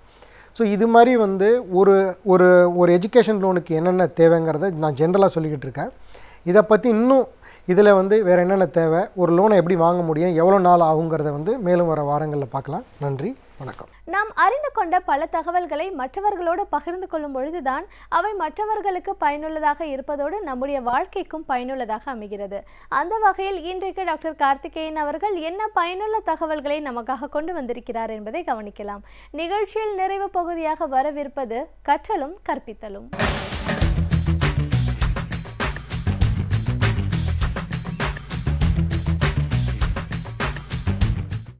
வணக்கம். நம்முடைய கற்றதும் கற்பித்தலும் நிகழ்ச்சியில் சென்ற வாரத்திலிருந்து இயந்திரமயமாக்கம், அதாவது செயற்கை அறிவு, ரோபோக்கள், அதனுடைய பயன்பாடுகள், அதனால் நம்முடைய வேலையெல்லாம் எப்படி இருக்கும், வியாபாரம் எப்படி இருக்கும், வாழ்க்கை எப்படி இருக்கும், எப்படியெல்லாம் இந்த மாறுதல்கள் ஏற்பட ஆரம்பிச்சிருக்கு அப்படிங்கிறத பற்றி பேச ஆரம்பித்தோம். அதனோட இதுவான தொடர்ச்சியாக இந்த வாரமும் பார்க்கலாம். அறிவியல் எல்லா காலமும், அறிவியலோட வேலை, தொழில்நுட்பத்தோட வேலை என்னென்னா ஆக்சுவலாக பார்த்தா மனிதனுடைய வாழ்க்கையை கொஞ்சம் இலகுவாக்குவது. நம்மளாக செய்ய வேண்டிய வேலையை ஒரு இயந்திரம் செய்வதன் மூலமாக அதனுடைய செயல்திறன் அதிகமாகுது. அதனால தான் வந்தது. நம்மளால் நடந்து ஒரு இடத்துக்கு போக முடியாது. அதனால் என்ன பண்ணலாம் அப்படின்னு கேட்டால், சுழற்சி மூலமாக சக்கரத்தை கண்டுபிடிச்சோம். சக்கரத்து மூலமாக வண்டி வந்தது. வண்டி மூலமாக இயந்திரங்கள் வெவ்வேறு இடங்களுக்கு போக ஆரம்பித்தோம், பறக்க ஆரம்பித்தோம். இப்படி ஒவ்வொரு இடத்துக்கும் ஒவ்வொரு தேவையை முன்னிட்டு தான் இதை இன்னும் நல்லா செய்யலாமாங்கிறப்ப அங்கே இயந்திரத்தை நம்ம பயன்படுத்த ஆரம்பித்தோம். இன்றைக்கு எந்த அளவுக்கு வந்திருக்குன்னு கேட்டிங்கன்னா, நம்ம செய்யக்கூடிய கிட்டத்தட்ட எல்லா வேலைகளையும் நம்ம கம்ப்யூட்டர் மூலமாக, ரோபோக்கள் மூலமாக செய்ய முடியுங்கிற ஒரு அபாயகரமான நிலைமையை நம்ம இன்றைக்கி கிட்டத்தட்ட தொட்டிருக்கோம். என்ன சொல்கிறாங்கன்னா, கூகுள் கண்டுபிடிச்ச ஒரு கம்ப்யூட்டர் உலகத்தினுடைய செஸ் மேதையான காஸ்ப்ரோவியை வெல்லக்கூடிய கம்ப்யூட்டர் கண்டுபிடிச்சிருக்கோம். அப்போது நம்ம இது காம்ப்ளெக்ஸ் திங்கிங் சொல்லக்கூடிய ரொம்ப நுட்பமான சிந்தனையை கூட ஒரு கம்ப்யூட்டருக்கு கொடுக்க முடியும் அப்படிங்கிறத கண்டுபிடிச்சிருக்காங்க. அதோட முக்கியமான விஷயம்னா, இத்தனை நாளாக கமாண்ட் கொடுத்தா செய்யக்கூடிய கம்ப்யூட்டர் தானாக தனக்கு கட்டளைகளை இடக்கூடிய தன்மையை பெறக்கூடும் அப்படிங்கிறாங்க. அப்போ என்ன ஆகும்னா, மனிதர்கள்கிட்டேருந்து இந்த இயந்திரங்கள் கிட்டத்தட்ட சுதந்திரமாக செயல்படக்கூடிய ஒரு சூழ்நிலை உருவாகலாம். அப்போது தானாக எல்லாத்தையும் செய்ய ஆரம்பிச்சு அப்படிங்கிறப்ப தான் சினிமாவில் பார்க்குற மாதிரி தான் நடக்க ஆரம்பிக்கும். ஆனால் இது வந்து ஒரு பக்கம்தான். இன்னொரு பக்கம் நன்மைகள் கிடையாதுன்னு நிறைய நன்மைகள் இருக்குது. இன்றைக்கி வந்து ஒரு காலத்தில் கால் கடுக்க நம்ம எத்தனை க்யூவில் நின்றுருப்போம். ஒரு டிக்கெட் புக் பண்ணணுன்னா கூட இன்றைக்கி உட்கார்ந்த இடத்துல பண்ணிட முடியுது. முன்ன இதில் சினிமாக்களுக்காக நம்ம க்யூவில் நிறைய நின்றுட்டு இருந்தோம். இன்றைக்கி உட்கார்ந்த இடத்துல பண்ண முடியுது. அங்கேருந்து ஆரம்பித்து நீங்கள் எதெல்லாம் நம்ம வந்து திரும்ப திரும்ப செய்யக்கூடிய வேலைகள் அது எல்லாம் சுலபமாக வந்து இயந்திரமயமாகிடுது. இப்போ திரும்ப திரும்ப செய்யக்கூடிய வேலைகள்னு ஏதாவது ஒன்று இருந்ததுன்னா, அதாவது வி கால் அண்ட் மொனாட்டனின்னு சொல்கிறோம் பார்த்தீங்களா, அதே தான் செய்ய போகிறோம் வாழ்க்கை போகிறான்னா அந்த வேலையை வந்து இயந்திரம் உடனே எடுத்துக்குது. அடுத்து இதனால் என்ன ஆகுதுன்னு கேட்டிங்கன்னா, அங்கே இருக்கக்கூடிய மனிதர்களுடைய வேலை என்னென்னா அடுத்த கட்டத்தை நோக்கி போகிறதுக்கான வாய்ப்புகளை கொடுக்குது. இந்த வேலையை நீங்கள் இனிமேல் செய்ய வேண்டாம் அப்படின்னா என்ன, இதோட நல்ல வேலை செய்யலாம் அப்படின்னு. ஆனால் இதோட நல்ல வேலை செய்வதற்கான திட்டமும் எண்ணமும் இருப்பது அவசியம். அங்கே தான் நம்மளுடைய என்ன கொள்கைகள் முக்கியமாக போகுது. இப்போ 1000 பேர்த்த பணி நீக்கம் செஞ்சு அங்கே ஒரு 10 ரோபோக்களை கொண்டாடுறதுங்கிறது சுலபமான விஷயம். ஆனால் அந்த 1000 பேருக்கு என்ன பண்ண போகிறோம், அவங்களுடைய என்ன சொல்ல வாழ்க்கை புனரமைப்பு, அதுக்கு என்ன நம்ம நடவடிக்கை எடுக்க போகிறோம் அப்படிங்கிறது தான் இங்கே வந்து முக்கியமான விஷயம். இந்தியா மாதிரி ஒரு நாட்டில் மிக குறைந்த ஒரு கூலிக்கு ஆட்கள் கிடைக்கக்கூடிய ஒரு நாட்டில் அவன் 3 வேளை சாப்பாட்டுக்கும் தன்னோட அன்றாட தேவைக்காக பல மாநிலங்கள் தாண்டி வேறு ஒரு இடத்துக்கு வந்து வேலை செய்யக்கூடிய ஒரு சூழ்நிலையில், அப்படி இருந்தும் நம்ம வேலையில்லா திண்டாட்டம் கூட இன்றைக்கி நாட்டில் பெரிய அளவிற்கு இருக்கக்கூடிய ஒரு சூழ்நிலையில் இந்த இயந்திரமாக்கம் எங்கே கொண்டு போய் நிறுத்தும்? இதுதான் என்னுடைய கேள்வி. ஆனால் நீங்கள் தடுத்து நிறுத்த முடியுமா அப்படின்னு கேட்டால் தடுத்து நிறுத்த முடியாது என்பது தான் உண்மை. ஏன்னா தொழில்நுட்பம் உலகம் முழுக்க ஏற்படும் பொழுது கிட்டத்தட்ட சுனாமி அடிக்கிற மாதிரி அதை நீங்கள் உங்களால் தடுத்து நிறுத்தவே முடியாது. அடுத்த தொழில்நுட்பம் எல்லா இடத்துலையும் வந்துக்கிட்டு தான் இருக்கும், வேகமாக வரதான் போகுது. ஒவ்வொரு இடத்துலையும் ஒவ்வொரு துறையிலையும் அவங்க தொழில்நுட்பம் வந்துக்கிட்டு தான் இருக்க போகுது. இப்போது 5 வருஷம் முன்னாடி நம்ம செஞ்சுட்டு இருந்த வேலையும் இன்றைக்கி நம்ம செய்கிற வேலையும் யார் எடுத்துக்கிட்டாலும் அங்கே ஏதோ ஒரு இன்டர்ஃபேஸ் உங்களுக்கு கண்டிப்பாக தெரியும். நம்ம ஒன்றும் இல்லை, நம்மளோட லைஃப்லேயே முதல்ல நம்ம இருந்ததுக்கும் இப்போ நம்ம பண்ணிகிட்டு இருக்கிற விஷயங்களுக்கும், அப்போ இருந்த டெலிவிஷன் மாதிரி இப்போ டிவி இருக்கான்னு கேட்டால் நம்ம டிவியெல்லாம் மாறி போயிடுச்சு, இன்னும் ஸ்மார்ட் ஆகிடுச்சு. முன்னே நம்ம வந்து என்ன பண்ண சீரியல்களை மட்டும் டிவிலேருந்து பார்த்துட்டு இருந்தோம். இப்போ என்ன பண்ணுறாங்க, அவங்க இதுலேருந்து நம்ம டெலிகாஸ்ட் பண்ணி பார்க்கலாங்கிற சூழ்நிலை வந்திருக்கு. முன்னே ஃபோனுங்கிறது இது பேசுகிறதுக்காக இருந்தது, இன்றைக்கி ஃபோன் எல்லா வேலையும் செய்யுது. இன்றைக்கி முன்னே வாட்சுங்கிறது நேரத்துக்காக இருந்தது, இன்றைக்கி வாட்சில் உங்களோட என்ன பிபியிலேருந்து உங்களுடைய உடற்கூறுகள் அத்தனை தகவல்களும் சொல்கிற அளவுக்கு வந்துடுச்சு. அப்போது ஒவ்வொரு உங்களுடைய என்ன சொல்ல உடலில் நீங்கள் அணியக்கூடிய விஷயங்கள் எல்லாமே கணினிமயமாக ஆகிட்டுருக்கு. அப்போது எதுவும் ஒரு சாதாரண பொருள்னு இல்லை, ஒவ்வொருலையும் ஒரு வாய்ப்பு இருக்குது, ஒவ்வொருலையும் ஒரு சந்தை வாய்ப்பு இருக்குது. எதை வேணால் எப்போ வேணால் எங்கே வேணால் யார் வேணால் வாங்கலாம் அப்படிங்கிற சூழ்நிலையை இன்றைக்கி வந்து ஒரு சந்தை உருவாக்கியிருக்கு. ஆன்லைன் இருக்கக்கூடிய சந்தை எதை பற்றி வேணால் விலையை தெரிஞ்சுக்கலாம், யார் வேணால் எங்கே வேணால் உட்காந்து உலகத்தில் எதை வேணால் வாங்கலாம். இப்படிங்கிற சௌகரியங்களையும் அபாயங்களையும் எங்கே கொடுத்துருக்குன்னு கேட்டால் இதுதான் கொடுத்துருக்கு. அப்போ இப்படிப்பட்ட வாழ்க்கையில் அடுத்த கட்டம் என்ன, நம்ம என்ன ஆகும்? இப்போ நம்ம செய்கிற வேலையை இன்றைக்கி நம்ம செஞ்சிட்ருக்கிற வேலையை இப்போ சின்ன சின்ன வேலை இப்போது இதிலெல்லாம் பார்த்திங்கன்னா மேலை நாடுகளில் வந்து ஆட்கள் கிடைப்பதற்கு ரொம்ப சிரமம் அப்படிங்கிறதுனால என்ன பண்ணுறாங்க, எல்லாம் இயந்திரமாக முன்னாடியே கொண்டாந்துட்டாங்க. இப்போ வீட்டில் இது நீங்கள் பாத்திரம் எல்லாத்தையும் கழுவணும், வீடை துடைக்கணும் அப்படின்னா பல ஆண்டுகளுக்கு முன்னாடியே அவங்களுக்கு அதெல்லாம் இருந்துருச்சு. ஏன்னா ஒருத்தரை கூப்பிட்டா அவர்களுக்கு நம்ம கொடுக்கக்கூடிய சம்பளம் மிக அதிகம். இந்தியா மாதிரி ஒரு நாட்டில் என்னென்னா மனித வளம் நிறையா இருக்கக்கூடிய நாட்டில் கொஞ்சமாக நம்ம ஊதியம் கொடுத்து நிறையா வேலையை வாங்கிக்கிட்டு இருக்கோம், அதுதான் உண்மை நடந்துக்கிட்டு இருக்குது. ஆனால் இங்கேயுமே அதை விடவும் குறைவாகவும் நமக்கு இயந்திரங்கள் செய்யுதுங்கிறப்போ என்ன பண்ண ஆரம்பிக்கிறாங்கன்னா, இன்னொரு விஷயம் இயந்திரங்களில் என்னங்கன்னா இது நம்பகத்தன்மை ஜாஸ்தி, கண்டிப்பாக வேலை செய்யும் அப்படின்னு, நாளைக்கு லீவு போடாதுன்னு தெரியும். அதே மாதிரி அவசியமாக இப்படி தான் செய்யணும், இப்படி தான் செய்யும், வேறு மாதிரி மாற்றி செய்யாது, மனசு கிடையாது அதுக்கு, சொல்கிற மாதிரியே செய்யும் அப்படின்னு. இந்த தன்மையினால் என்ன ஆகுதுன்னு கேட்டிங்கன்னா நம்மளுடைய இது உற்பத்தி திறன் அதிகமாகுது, செயல்திறன் அதிகமாகுது, நம்பகத்தன்மை அதிகமாக இருக்குது, வேகம் பெருகுது, ஸ்கேல் பண்ண முடியுது, பன்மடங்கு ஆக்கக்கூடிய தன்மைகள் பெருகுது. எப்படி ஒரு ஃபேக்ட்ரிக்கும் வீட்டுக்கும் உள்ள வித்தியாசம் தான். அப்போ வீடு எல்லாமே ஃபேக்ட்ரி மாதிரி ஆக போகுது. முன்ன கதவுகள், இன்னைக்கு கதவுகள் எல்லாமே பார்த்திங்கன்னா ஸ்மார்ட் டோர்ஸ் வந்துடுச்சு. எல்லா இடத்துலையும் ஒரு ரிமோட் இருக்குது, எல்லா இடத்துலையும் ஒரு பாஸ்வேர்டு இருக்குது, எல்லா இடத்துலையும் நம்மளுக்கு வந்து ஏதோ ஒரு பவரை யூஸ் பண்ணிகிட்ருக்கோம். இப்போது ஒரு இயல்பாக இருந்த ஒரு வீடு அப்படிங்கிற சூழ்நிலையிலே இன்றைக்கி இத்தனை இயந்திரங்கள் நம்ம பார்க்குறோம். ஒரு வீடு கட்டுவது அப்படின்னா முன்ன செங்கலும் கதவும் தான் வீடு. இன்றைக்கி அப்படி கிடையாது. எல்லா இடத்துலையும் நீங்கள் ஒரு டிராயிங் போடணுன்னா ஒரு கேட் டிராயிங்கில் தான் ஆரம்பிக்கிறீங்க. ஒரு பிளான் வேணால் டக்குன்னு மினியேச்சர் க்ரியேட் பண்ணி பார்க்க முடியுது. ஒரு வாக் த்ரூ நீங்கள் வீடு வாங்கலாம் அப்படிங்கிறப்ப என்ன பண்ணுறாங்கன்னா, இந்த வீடு நீங்கள் வாங்கினா எப்படி இருக்குங்கிறத கண்ணில் காமிக்கிறாங்க, விஷுவலாக காமிக்கிறாங்க. அப்போ எல்லா தொழில்களிலையும் இது வந்து ஆல்ரெடி இருக்குது. இப்போ அடுத்த கட்டம் என்ன ஆக போகுதுன்னா, நாம் செய்யக்கூடிய வேலைகள் எல்லா இடங்களிலும் அடுத்த கட்டத்தை நோக்கி நகர்ந்து கொண்டிருக்கிறதா? நான் உங்களை கேட்குற ஒரே கேள்வி என்னென்னா, உங்களுக்கு வேலை இருக்குமா இருக்காதாங்கிறதுக்கு ஒரே ஒரு கேள்வி நீங்கள் கேட்டால் போதும்.